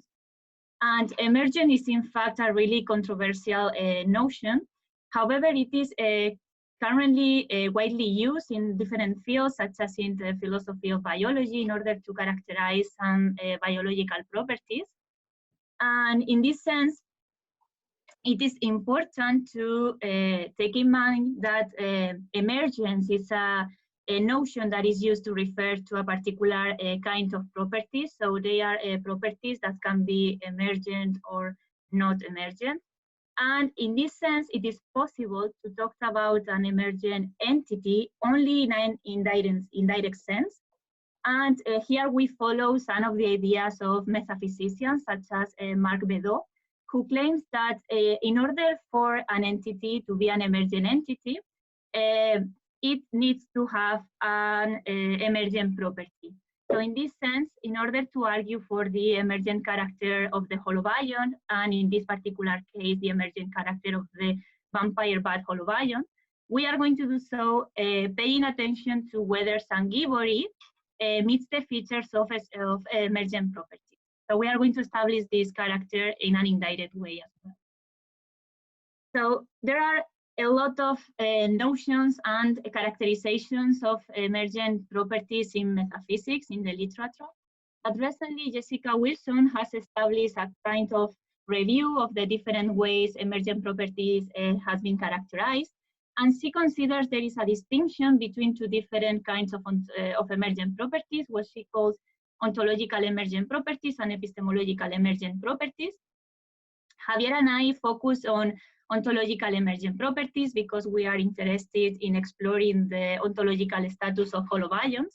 However, it's important to keep in mind that both characterization of emergent properties are closely related in this sense. So ontological emergent properties, according to Jessica Wilson, can be of two kinds: strong emergent properties and weak emergent properties. And the main difference lies on how the causal power attributed to the emergent property is considered. So for strong emergent properties, they are said to introduce a new causal power into the world. That is a causal power that is not present at lower level properties of the system. Whereas in weak emergent properties, the causal power that characterizes the emergent property is already given at lower level properties of the system. However, the difference is that the emergent property manifests this causal power in a different way. So this is the reason why it has a different causal power profile. So Javier and I consider that Sanguivori meets the features of strong emergent properties. And in this sense, there is a kind of synchronic dependence. That is, in order for this emergent property to appear, lower level properties don't need to disappear. They are both given at the same time, and they are synchronic in this sense. And also there is autonomy in the sense that the emergent property introduces a new causal power into the world. And here we follow the work of some metaphysicians such as Wilson, but also Chakrabarty, for instance, in considering that having a causal power means that the bearer, in virtue of having this property, is able to behave in a particular way when the certain circumstances are given. And also this causal power, and this is the key idea of emergentism, is downwardly exerted. So we consider that these features are proper of Sanguivori, and in this sense, we consider that there is synchronic dependence because both the host and the microbiota are maintained, and in fact, Sanguivori is manifested with these both constituents of the holobionts taking place. Furthermore, they are necessary because we need them to have a functional interaction in order for Sanguivori to take place. So the synchronic dependence is maintained in this particular case.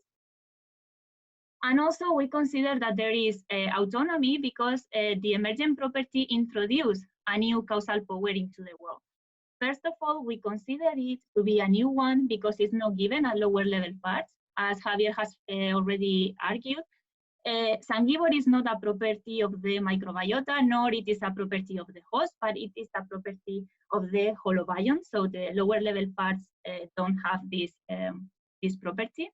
And also we consider that it introduces a new causal power because it allows the bearer, in this case the holobiont, to behave in certain ways. That is, to ingest and digest blood, which is something quite difficult to do, as Javier has explained. And also, we consider that this property is emergent because the holobiont is able to exert downward causation precisely in virtue of having Sanguivore as a property. And in particular, we consider that the holobiont is able to determine the kind of properties that are present in the host and also the kind of functional traits that are present in the microbiota in order for Sanguivore to occur. So in this sense, we consider that this can explain this etiological character and the evolution of Sanguivore, because the holobiont is determining the kind of properties that are necessary precisely for Sanguivore to take place. So once we argued that Sanguivore meets these features attributed to emergent properties, we consider that the holobiont, that is the bearer of this emergent property, can be characterized as an emergent entity that bears this particular property. So in conclusion, we consider that Emergent offers us an appropriate framework to think about hologenomic adaptations and also about holobionts as the bearers of these adaptations. We consider that this notion highlights this idea that there are some adaptations that require of the interaction between the host and the microbiota to evolve. And we consider this is illustrated by paying attention to this functional causal interaction between the host and the microbiota. Also, this interaction is the one that gives rise to the holobiont, as is the bearer of the adaptation. And finally, and just to highlight the idea Javier has previously introduced, we consider this a particular case that illustrates how useful some metaphysical notions, such as emergent in this particular case, can be for characterizing some biological properties or addressing some of the questions that are taking place in philosophy of biology regarding, for instance, the characterization of individuals or holobionts. So thank you very much for your attention. Thank you very much, Vanessa and Javier. I've already seen some questions. Yeah. So if if you want to raise your hand, it's at the well, I always forget what it is. It's very easy to find. I see that Federico has a question. Yes. Hello, everybody. Ciao, Javier. Ciao, Vanessa. Ciao. Thank you very much Hi. for your talk. I enjoyed it a lot. I mean, this is just a curiosity, or just I would like to know your opinion about that. But what you just said made me think about the talk of this morning by Margaret. So we saw that we have in biology a huge diversity of types of associations. And so we might think of either different forms of degrees of interactions between the holobiont formation. So my question is there just one notion of holobiont, or should we think of holobionts as, you know, a plethora of distinct things, or if they're not things, processes. So and the consequences of this is, in this case, you will have, let's say, a plethora of biological individualities, which for me, it's perfectly fine. But maybe from the aspiration of metaphysicians, this is something that one shouldn't want to have, or maybe I'm wrong. So thanks again. Okay. Should I reply to the first part, which is on the holobiont, and then Vanessa can go to the metaphysics? Is it okay, Vanessa? Yeah, of course. So about the first part, yes, I think you have a good point. As Margaret was illustrating, there are there is a big range, right? So we here present a view. Thus, the case we present is what the holobiont as a structure of evolution, to use Ehud Land's words, can give rise to. And that's how adaptations can specifically evolve at its highest degree, let's say, at the holobiont level. There is a range, and probably there are cases in which you have mixed cases. It might depend on the particular system. And of course, yes, that's on that point, you are right, Federico. That's just a structure, and that's a maximal structure if you want to see it that way. Okay, thanks. Federico, regarding your well, the other part of the question, I think, was related to this idea that maybe there can be different kinds of associations where we are talking about different kinds of holobionts. I don't know how this question could be properly solved from a metaphysical point of view, because I was thinking of when talking about strong emergent properties, that is what Javier and I do, there are like different ways of establishing these associations. And one of them, for instance, is fusion, that refers to a kind of interaction where all the lower level parts are fused together and a new entity suddenly appears. And I don't discard that this can happen in biology in some particular cases. And maybe in these cases, if we are considering that there is a different kind of interaction taking place, it could be possible to consider we have a different kind of holobiont taking place. But this is something I'm not sure it is explicitly do, because all these kind of particular cases are introduced within this bigger level of strong emergent properties or entities. But yeah, I think you are right, because there are in fact different ways of interaction taking place. Okay, thank you very much. Thank you very much. I'm going to ask for very short questions and short answers. I'm sorry about this because this is very, very interesting, but we still have 4 questions. So, Ford. Could you please unmute the microphone? Thank you. That's a lovely talk, and I can see why you're doing what you're doing, but I'm not sure it's necessary. It just seems to me that a replicator-interactor framework where the bat plus its microbiome is regarded as the interactor, and the genes that are involved in eating, blood digestion are the replicators, and that's the end of the story. You don't need this complexity of emergence, but I'm not sure you can answer that question. Well, thank you for. Okay, Javi. Yes, the problem with the interactor is then that the interactor in many cases is selectively neutral. That is, you say that there is an interactor when there are thickness affecting interactions, but you don't know the long-term result. Now, the manifestor of adaptation, the good point that it has is that you don't need a reproducer. Adaptations might evolve even if you don't have a Darwinian individual, if you want to see it that way. That's why we choose this framework. Does this apply to your question? Well, I'll have to think about it. I mean, yeah. Sure. Okay, thank you. That was very, very quick and good. John. Oh, yeah, thank you. That was great. I just wanted to just get a tiny bit clearer about the kinds of emergence you were talking about.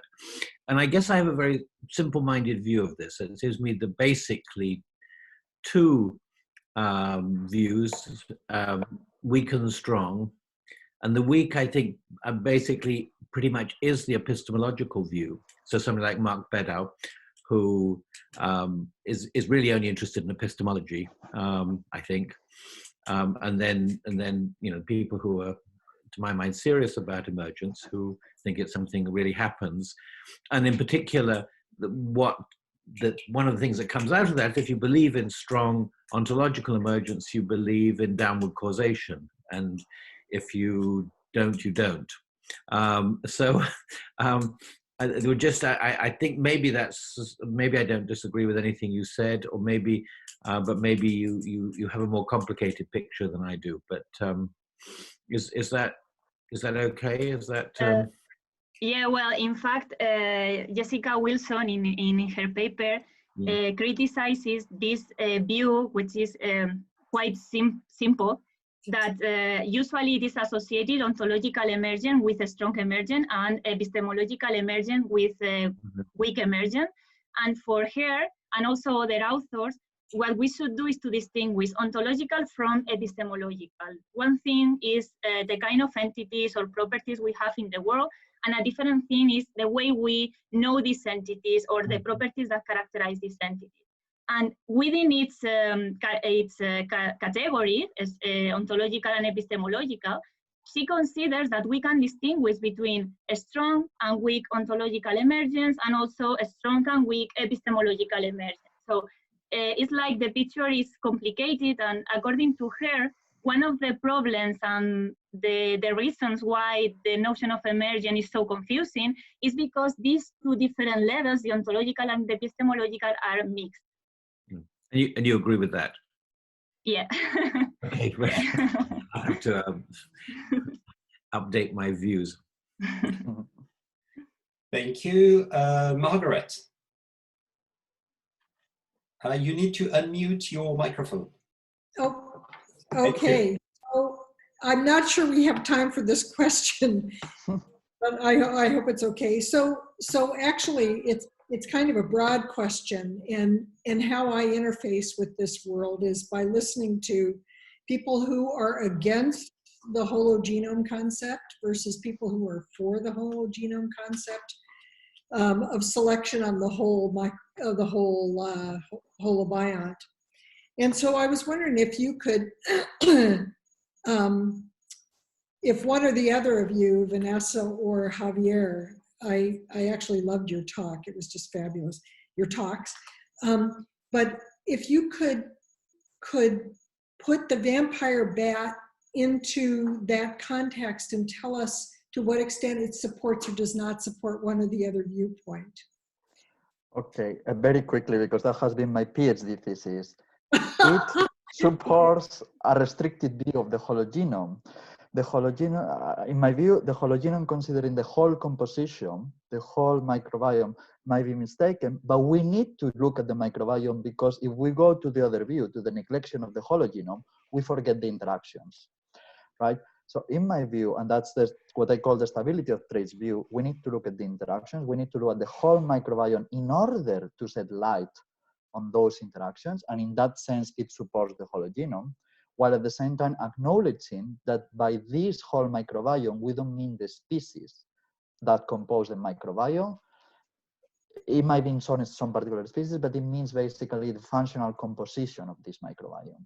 So that's the short answer. Is this okay? Yes, yeah. It's something that I struggle with. I don't do that sort of work, and so but I watch you guys think about this, and yeah, the hologenome concept seems logical at some levels, but I've listened to both Seth Bordenstein and Angela Douglas, and so I know the problem. I'm one of the defenders of the hologenome, so I consider myself on the hologenome side, but with this restricted, we can keep talking about this. Okay, thank you. That was the even shorter answer was you're on the side of the hologenome. Okay, we still have two questions, Gregor and then John Roughgarden. So Gregor. Thanks. Very, very quickly. So I loved all the talks. For your general case argument, to what extent depends it on the notion of being forward-looking? Could you create the same argument for the disentangling of the confusion for the dispositional parts without being forward-looking, but maybe even some would say it's actually a backward-looking dispositional adaptation? I was curious to hear your thoughts on this tiny detail. Well, I think we are not paying attention to when we characterize dispositional adaptations. We are not paying attention to the forward-looking or backward-looking, because we are using this systematic view where you are just paying attention to what the function is doing currently for the system. So I'm not sure if we are taking into account historical characterization of dispositions or of adaptations when we are considering them in this dispositional way. Because what we are focused on is on the functions that this trait is performing and that are useful for some function of the system at the moment where the system is functioning, living or adapting to the environment or this kind of thing. But I'm not sorry if I'm answering your question. Well, thanks. I thought you have a much more general case and it was not really dependent on this notion. I was just curious because you used the term, but it makes perfect sense. Yeah, okay. Thanks. John Roughgarden for the last question. Yes, it's a simple question. I happen to have an alert set with Google for papers that mention holobiont or hologenome in their keywords. And so each week I get to see the variety of papers that refer to these words. And they, of course, include cases from agriculture and where the soil microbes together with the roots are sometimes considered a holobiont. And of course, there are cases involving sponges, which are often described in terms of holobionts. And so the question came up a little while ago about whether you had lots of kinds of holobionts. And it seems as though when you get away from the cases of endosymbiosis of the kind you were discussing, where the microbiome is within the host bats, and you get to these in which the microbiome is physically dispersed in the vicinity of the host, but is nonetheless working together with the host and arguably has a coextensive phylogeny with the host. So how do you treat, or have you given thought to this spectrum of possible cases of holobionts and whether that fits into your thinking so far? Thank you, Joan. So the short answer is not yet to the sparse holobiont. I have looked at the cases of the sponge holobiont. That's one that fits nicely because it would be in part, it would be within the body. The others, I think, would be much more difficult to characterize, but that doesn't mean they cannot be characterized with a similar framework. And that's because, as Vanessa was discussing, there are many notions of emergence, and there are different ways of applying it. But that's just an intuitive answer. I don't know if Vanessa has something to add. No, I was just about to say something similar to you, but from the metaphysical view, my intuition is that maybe in those cases, I'm not completely sure that the holobiont could be characterized as a strong ontological emergent entity, because it's not clear that we have completely something new and different because of the kind of interaction seems to occur at the more or less the same level. So I'm not sure, but just these are just the general thoughts I have. I'm not sure that the same kind of emergent can be applied to these particular cases when the interaction is not maybe as closed or inner as in the cases we are considered. But we have to think about these particular cases. Thank you. Welcome. Thank you very much. We really have to stop here. We're late, but that was wonderful. And thank you again, Javier and Vanessa. We are now going to listen to our last speaker of the day. I hope you're still ready for 30 minutes, and then we're going to be all okay, all relieved. Adrian Stencil is at the Jagiellonian University, the Faculty of Philosophy in Krakow, in Poland. He's interested in philosophy of biology, especially evolutionary biology and conceptual issues in biology more generally.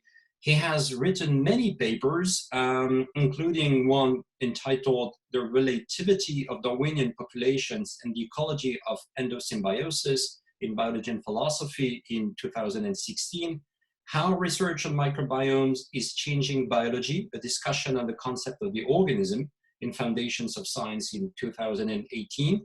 Very recently, a paper co-authored with Javier, and that paper has exactly the title of the talk, which is great, and suggests that, Adrian, you're going to detail the main arguments of that paper.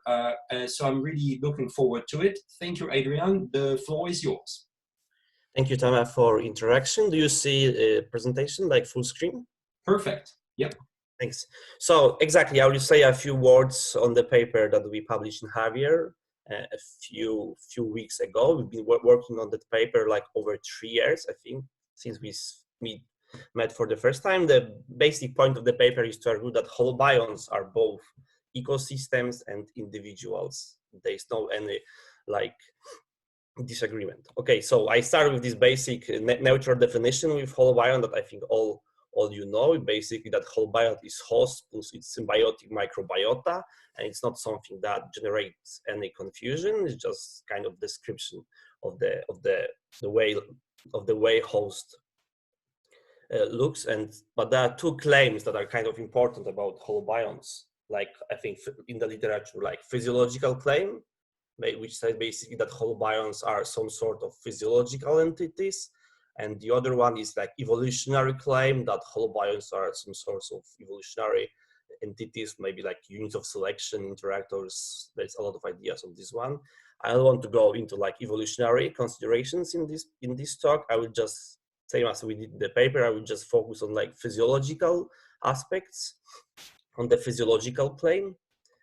Because there is one worry that some people here is like, I think was expressed the most by, apparently by Derek Skillings. He said that he takes physiological individuality to be host-centric, subordinating microbe individuality to functional, immunological, and developmental considerations regarding the host. So basically, he says that if we accept physiological view of holobionts, then we somehow miss the perspective of microbes, because we only focus on the host. So this raises a question: is Derek Skillings right to point out to host centrism? And if he is not host centrism a legitimate perspectives? Why we can't be like host centrists? What is wrong in being like a host centrist?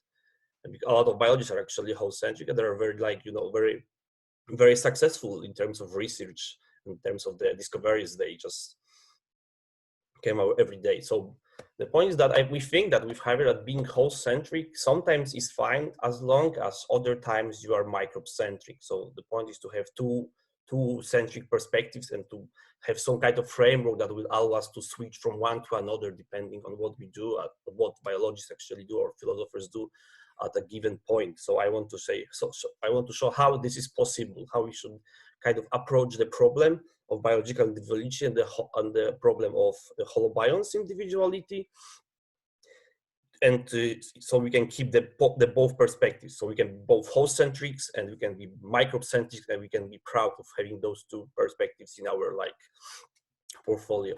So I start with this basic explanation. What is a biological individual? There is a lot of concepts of biological individuality, like evolutionary, developmental, there are some anatomical concepts and so on. One which is like of interest of this talk is physiological approach, which I think there are like two popular approaches to physiological individuality.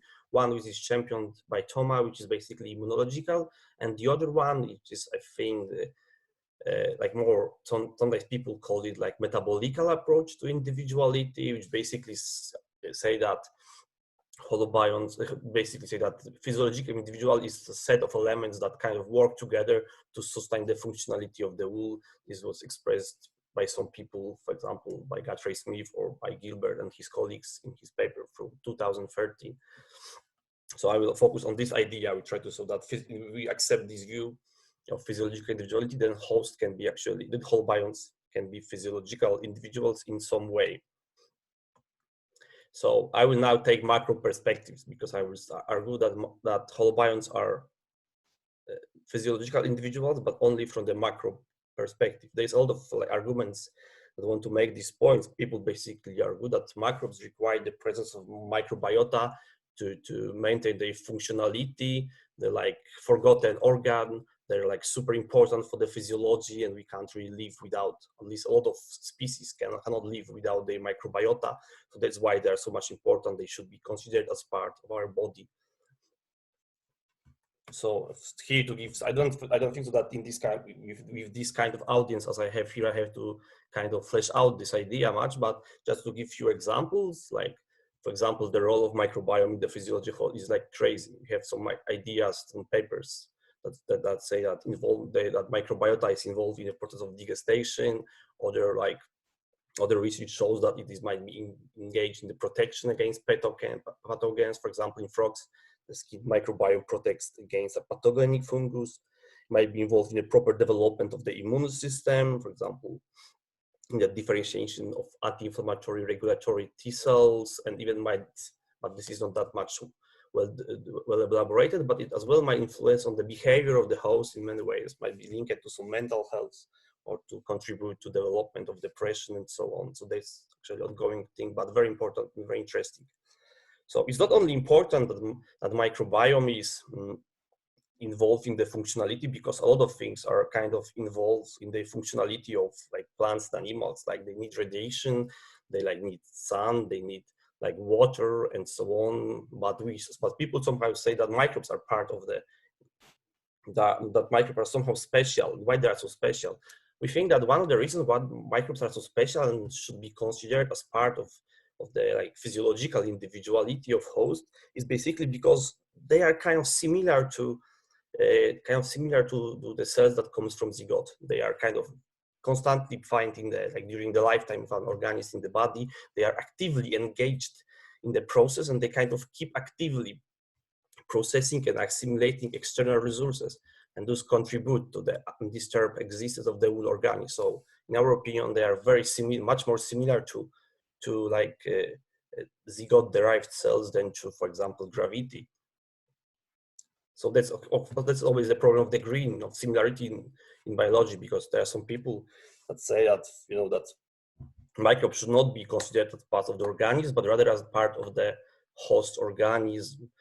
I think that my position is like some kind of more mediate between the two. I think they're not that much, they're not exactly the same, which is obvious as like host cells, but they reminds more the way host cell works because of the active role in the functionality, the maintaining the body of microbes, then they actually resemble the external resources like gravity. So in this way, they're more like part of the organism, the part of the organism environment. I think that's quite justified positions to take if you think of microbes, to say that from the perspective of microbes, like microbiome should be considered as part of their individuality, part of their physiological individuality, because it's very much involved in the process, actively involved in the process of keeping its like microbes body in good shape over years.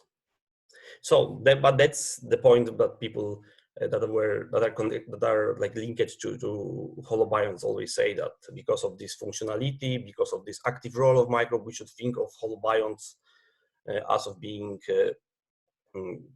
like physiological individuals, some sort of individuals. But there's always, the second part of the story.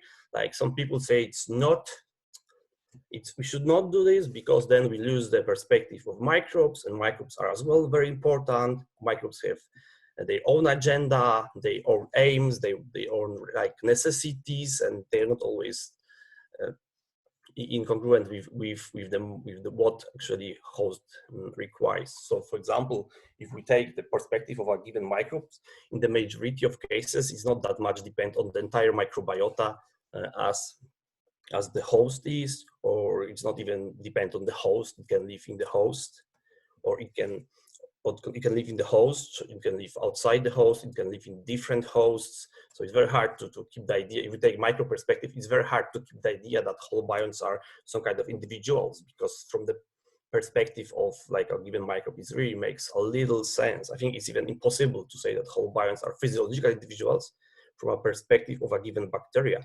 First of all, like they are too small, they can't interact with the entire microbiome. Like host is like huge with its multicellular structure, so it has this potential to interact with the entire microbiome. Then if we switch to the perspective of like given microbe, it's not the same, it's just too small, it can't do the same things as hosts do. So its individuality can't be the same. Elements that make its individuality can't be the same as those that makes the individuality of the host, for the simple reasons that it does not have this physical potential. Secondly, it does not need to interact with the entire microbiome or even the host, because the like physiological necessities of the host are quite different than physiological necessities, for example, of a given bacteria. They have different necessities. And then we have like different type of development, like multicellular, very complex organisms, like takes years sometimes to develop, needs a lot of microbes. In the case of like simple bacteria, it does not take that much to develop. It's simply kind of, divide by mitosis or so on. So it's much more simpler. So there's like huge differences between microbes and between hosts, between microbes and macro, because between microbes and between the hosts, to take that the individual, to argue that the individuality of the microbe will be the same as the individuality of the host. To take it the other way, to say that the elements that make up the individuality of the host will be the same as the individuality of the bacteria. So there is like one case study. I just will say briefly because we did address it in details in the paper. For example, we take Bacteriophages fragilis in mice. Like people say, it's very important part, for example, of mice physiological individuality of its physiology, because it's kind of control triggering a subset of inflammatory responses that are kind of essential for mice. Homeostasis and homeostasis is kind of very important. At the same time, like B. fragilis is found not only in mice, but also in abundance in humans, bears, camels, pigs, and so on. So the fact that B. fragilis can be found with such a different holobionts, which are extraordinarily different in terms of the microbiome they harbor, it kind of suggests that a lot of microbes that live, for example, let's say in the body of mice, are not very much important for keeping the physiology of the beta fragilis. They don't, beta fragilis, B. fragilis does not really care about them. It can live with them or can live without them. That's the reason why he can be found in so many different microbiomes. So this is this kind of non-symmetry between hosts and between, for example, some of the microbes that are kind of important for the host. So this kind of our basic argument is that there is kind of the non-symmetrical nature of holobionts. Like the above slide show, there is a difference in the ontological nature of elements of the holobionts between the host and between the microbes, which comes from difference in the size. Like their microbes are very small, so they cannot even like in principle interact with the high number of microbes as a host does, between the difference in the physiological necessities. Like given bacteria like B. fragilis has quite different biological necessities than, for example, mice. So it does not have to interact with the same microbes. So there's another argument for this non-symmetrical nature of the elements that make up the holobiont. And then there is this kind of difference in development. Like mice develops, takes a lot of time to develop for mice, why it's not the same for the bacteria. So they have different. So it suggests that there might be different microbes might be engaged them in these processes. So there are like three important points which makes the non-symmetrical nature of holobionts, our non-symmetrical argument, like differences in size between the microbes, between the host and the microbes, differences in the physiological necessities, and differences in the development, which says that the individuality of the microbe cannot be the same. The element that make up the individuality of the host cannot be, in principle, the same as the elements that make up the individuality of the bacteria. Yeah, they're quite different. They just differ too much in size, in physiological necessities and development.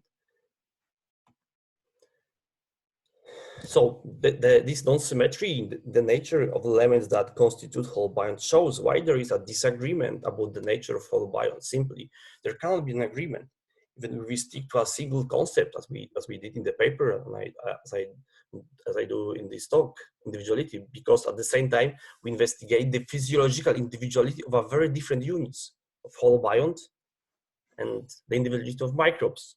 So just depending on which element we focus, we end up with different conclusions. And that's one of the reasons why people disagree so much when they talk about holobionts, because some of them take host perspective. They are interested in host perspective. So for them, it makes sense to kind of focus on them, on the holobiont as being physiological individual, because a lot of microbes are involved in the physiology of the host, because it's huge. It has multicellular structure, different certain physiological necessities in developing center way. At the same time, if you are interested in, for example, in a microbe, then it's a different story, because a lot of elements of the holobionts does not contribute much to keeping and maintaining the structure of, for example, a given bacteria, like B. fragilis. So it doesn't make sense to say that holobiont is biological individual. So the disagreement here comes from the fact that people kind of try to understand the physiology, the individuality of holobionts, but they start with different points. Some start with some people focus on on the host. So the host is kind of, you know, in the focus. Other people focus on start with a given microbe, with some microbes. So the focus is on those microbes. So if they have these different starting points, it shouldn't surprise that they end up with different conclusions about the nature of holobionts, because they deal with units that are kind of ontologically very distinct. So one way to think about, to kind of, you know, go over to solve the issue, to go over the problem, is to start to think of biological individuality as not being something as we think sometimes in philosophy and in biology, that it's absolute. Something is biological individual if we stick to a given concept, or it's not biological individual. So there is kind of absolute or rule dependent, as we call it in the paper, approach to biological individuality, but being part dependent, to think that biological individuality, even if we stick to a single concept, is not like absolute, but it depends the nature of a given like aggregation, whether it's if it's physiological individual, or whether it's like ecosystem or some kind of ecological group, depends on the unit. We kind of, you know, we investigate. Whether we investigate the host, it will be different. But a given consortium will be different. The individuality of a given group will be different if we focus on host. But if we focus on like a microbe, it will be totally different. So I think one of the reasons we think to solve the problem and to solve the debate is to accept that biological individuality is part dependent. It always has to be kind of relativist to the element we investigate. That is our focal unit, kind of over which we do entire investigations. So they basically, people take a different perspectives and come with different conclusions. If you take host perspective, you can't, because of its difference to microbes, you can't end up with the same conclusions as if you take microbes perspective, but they are not like at odds, as some people think. There's basically different perspectives. People start with different points. People are interested in different elements like host and the microbe. That's why they end up with different conclusions. And then because of the difference in the ontological nature of microbe and the host, they have to end up with different conclusions. That's something obvious if you think how much there is difference between host and how much there is difference between host and microbes. So, for example, I here use like a bat, same as Javier and Vanessa, because I think it's a picture of bat, because I think because of COVID, we have to warm up a little bit the image of bat. So how it will look in this case, for example, we have like holobiont, which is made up of let's say a bat and with 3 microbes. Depending on the perspective you take, the wool can be a physiological individual or not. If you take, for example, the perspective here of the bat, and you realize that all those microbes are like kind of embedded in his physiology, you can end up with the conclusion that the wool is a holobiont. But for example, if you take the perspective of the microbe C, then it seems like it's not much. His like functionality does not depend much on being related to the bat. He can live like inside the bat, but can live outside the bat in a lake or whatever. Same is, for example, for AB. They might be kind of codependent, but at the same time might be not depend on the host, on the bat. So here, the physiology of the holobiont, the individuality of the holobiont, basically will depend on the element you kind of prioritize. Whether you take like a bat perspective, it might be like physiological individual. But if you switch and you take, for example, the micro perspective, holobiont might be just ecological community, and it's nothing wrong with having those two different views. It's simple, comes from the fact that we start with different units that we want to investigate. We want to understand the individuality. So if we start with host, we end up with different conclusions. Then if we start with, for example, given microbe. So basically, if you want to synthesize the two perspectives, which I think are justified, I think it's justified to think of holobionts as biological individuals, and at the same time, it's justified to think of holobionts as being ecological communities. If we take the perspective of a microbe, I think it's both sides of the debate like have good arguments in favor of their views. So the one way to synthesize the two views is to start thinking about biological individuality, not to be absolute, but to be kind of relativist to a given element of the holobiont. So drawing upon that non-symmetry, biological individuality should be thought of part dependently. That is to say, the question is, for example, a biological individual is incomplete. The right question to ask would be this: is, for example, is a biological individual from the perspective of part or not? Applied to holobionts, the question that must be asked is not, is a holobiont a biological individual, but rather, is a holobiont a biological individual of some sort, like evolutionary, immunological, or whatever, from the perspective of the host or from the perspective of the microbes? That's kind of the full question we should ask about holobionts, not like absolute, like is it biological individual or not, but is it a biological individual if we take microbe perspective? Is it a biological individual if we take a host perspective? I think that's more precise and more like rational approach to this problem of biological individuality of the holobiont. The simple reason that elements that make up holobiont are very much like ontologically different. Like they differ in size, in biological necessities, and so on. So we should like investigate each of them separately. So it can be said it should be so saying about this, this way of thinking about holobiont, I kind of presented here, and we did present in the paper. We think that this way of thinking about biological individuality and like on top this kind of extension of the classic view of that is very now present in biology, the classic view of biological individuality. It was so far it has been like this. We have like some unit and we ask, is it a biological individual? Then we have to kind of precise. Is it physiological individual? Are we interested in the physiological individual? Then we ask, well, is it physiological individual? Maybe not. Then is it evolutionary individual? Maybe not. So it was a kind of classic take on the problem of biological individuality. We kind of want to like expand it for another layer of pluralities. We does not stop our asking at the level of conception of biological individuality.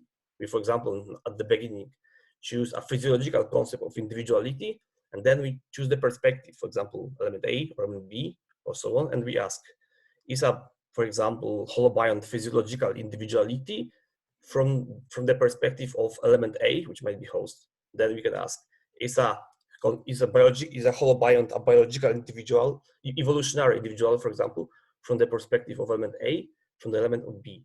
Then, depending on which element we can take, we can end up with different conclusions about the individuality of holobionts. So, thank you very much. Thank you very much, Adrian. That was great.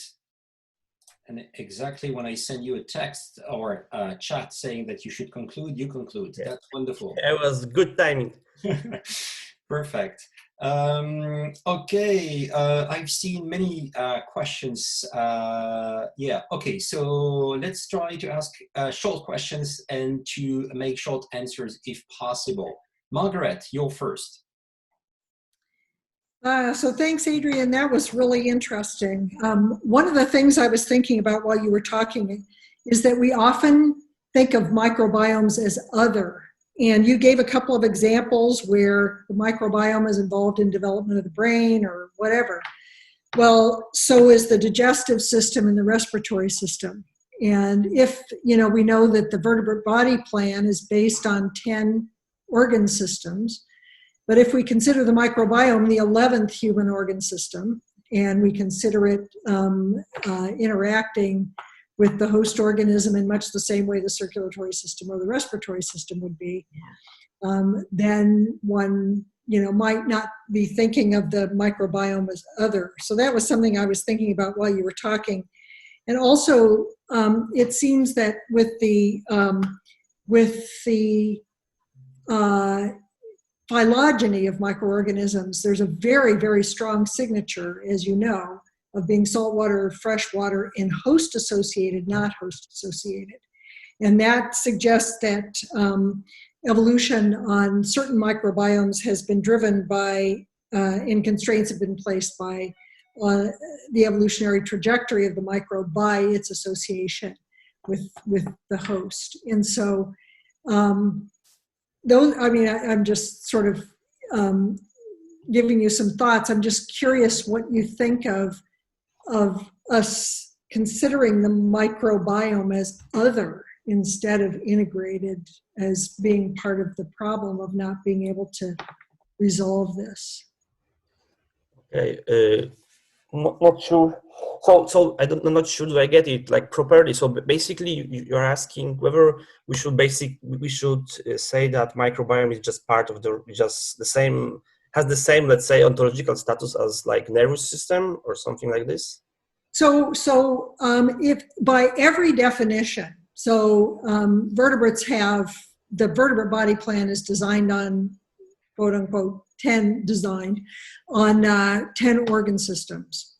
And if by every single definition, the microbiome is an organ system. And so if you begin to entertain that idea, despite the fact that it is comprised of a whole bunch of different genomes, I'm wondering if anyone's ever considered that possibility. In other words, I think part of the problem comes in where we think of microbiome always as other. Okay. Yeah, I think so. I think that's basically what generates the confusion. Yeah, some people say that microbiome is like gravity, it's like water, so it's kind of external to organisms. I think there are some reasons, at least for the majority of microbiome, because like a lot of microbes can just leave the host and live separately. So that's the part of the problem. How to consider it? If it's kind of, let's say, intrinsic to the host, then why it can live? Why other cells don't leave our body? Yeah. So I think that's the part of the problem. So I would say that, like in my opinion, if we take, for example, host perspective, it makes a lot of sense to think of microbiome as being kind of the 10 system of our body. Yeah, but if we take micro perspective, it's not so. So that's why we tried to develop this framework, because I was at the very beginning kind of, let's say, like enemy of the holobiont concept, while Javier was like supporter of the holobiont concept. So we just sit with coffee and decide, well, maybe let's try to develop a mediate position between the two ways of thinking on the holobiont. So that's kind of the outcome. So how to keep these ideas. Ron. Thank you. John Ruff-Golden. Hi, thanks very much for that. That was very interesting. And I agree with you that one can look at the microbiome and the host from different angles. And I've analogized it to an Escher print, where you can look at it on one side and then look at it on the other side, and it's a duality. But I would like to comment, I suppose, on your use of the phrase ecological community for the microbiome. And the microbiome differs from an ecological community in community ecology because of two reasons. First, the habitat for the community is undergoing selection in a holobiont. So if you had a community, for example, of birds on an island, the island doesn't disappear because of the birds on it, even if the birds came in from the outside. So you have the habitat itself subject to coming and going, depending on the community composition. And secondly, the microbiome really is not just a community in the usual sense, but it's really a meta-community. So it's like a collection of islands, and the species are going back and forth across the islands. And that's what the microbes are doing across different hosts. And so you're getting a meta-community, not a community in the usual sense anyway. And even within communities on islands, for example, you can order the species with respect to their residence time on the island. And so the ones that are there for a very long time involve endemism, and especially the reptiles and freshwater fish, which can't disperse. And then the birds don't involve endemism. And the ones that do float back and forth or move back and forth between the islands tend to show a lot of turnover, species turnover. So when you talk about some of the species of bacteria living all the time in their host, and others, you mentioned another species of bacteria which is found in about 5 different hosts and so forth. And that does have a counterpart. But I think the main issue that I would find with your treatment of the microbiome as a community is that the habitat itself is subject to selection, and that's fundamentally different from the usual notion of an ecological community. So that's my comment.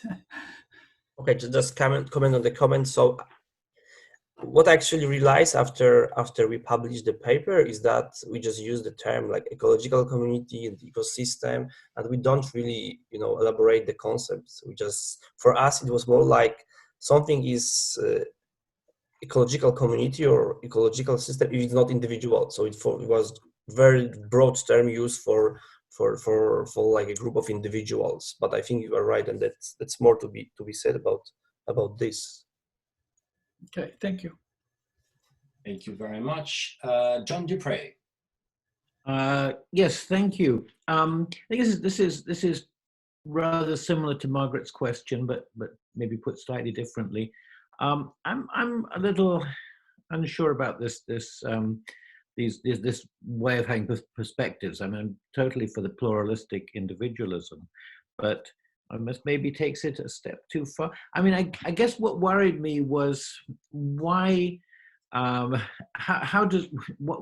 I, on your view, say, take the kidneys perspective of the individual and ask might that be different from the whole individual?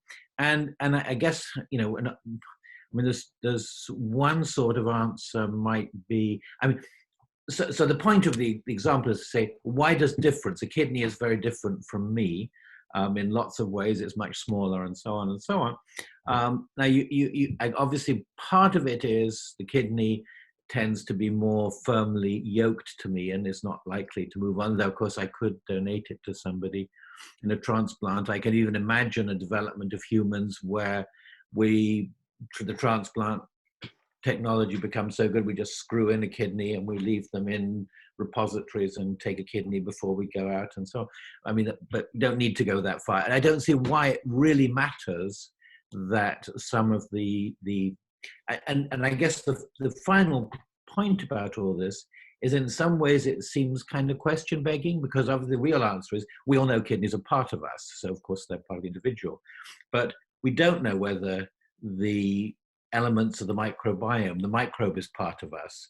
And you are sort of assuming that it isn't, or at least potentially isn't, in a way that the kidney isn't potentially not part of us, and then saying it's got a different perspective. But I don't see, if you started from the assumption, well, it is part of us, then the fact that it was very small and differed in its needs and so on wouldn't be relevant. It would be no more relevant than to the case of the kidney. So, okay, that's my comment. It's a very good question. I didn't want to get that question because it's very good. It's very good, and we really don't know how to approach it. I would say that we don't agree with Javier how to approach it. We have, I think, different view on this one. So we somehow skip it in the paper, and I skip it here. So our starting point was ongoing debate. There was 2 positions, 2 perspectives: microbes perspective and host perspective. So for us, it was obvious that there are 2 perspectives, but maybe there are more perspectives, like justified, and you can take perspective of kidney. That's, I think, that's just an option. Yeah, so this might happen. Like for me, I think Javier wouldn't agree with me, and I think you, John, wouldn't agree as well with me. Like for me, what kind of justified perspective would be like ability to like reproduction. Yeah, so microbes can reproduce independently on the host. So I would take it's a justified perspective. Host can kind of reproduce. So lineages, I would say that kind of forming lineages would be something that creates like a perspective. Yeah, like at the highest level. But I don't have like a strong opinion on this one because I Can I just Yes. very quick follow? I mean, because of course all the cells in my body can reproduce, and sometimes they reproduce independently, and that's a very bad thing. Maybe I use bad words, but I would say what would matter for me is like common interest. Like people say, like somatic cells have this kind of common interest. Yeah, the same would say, for example, for microbes, like some elements of like let's say Bacteriosis fragilis, its element has kind of common interest. Cancer isn't part of me. Yeah, I think it wouldn't be part of me if it's emerges cancer. Then I would say then it's a different perspective. Yeah, but that's something we have to definitely elaborate. That's a great question. Yeah, and really makes generates some confusion. Thank you. This will probably stay as the kidney objection. We'll still have two questions, Elena and Tyler. So quickly, please, because we're very late. Elena. Yeah, hi. Thanks, Adrian. I have two very short questions. The first is a naive vocabulary question about the use of the term macrobe. I was just wondering if you use it as a synonym of host or if it's something a bit different. And the second question is about how you show the importance of perspective. And I was wondering how you include the notion of context, where, for example, when you question the individuality of a given microbe in a certain host, maybe this individuality is definable in that host at a certain time and would be different for the same kind of microbe in a different host or a different part of the host or outside the host or at a different time. Mm-hmm. Okay, so the first question, so a quick answer, yes, it's for microbe, it's like multicellular host. Yeah, that's how I would define. The second, I never really thought about this, but I think you might be right that it might be context dependent as well for microbes. And same for the host, I guess. The host with a certain set of microbes would have a different individuality.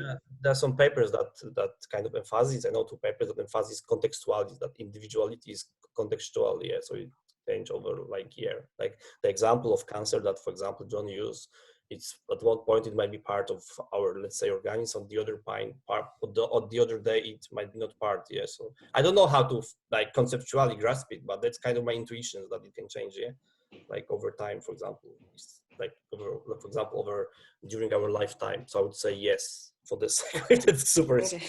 I would say yes. Okay, thank you. Final question by Tyler.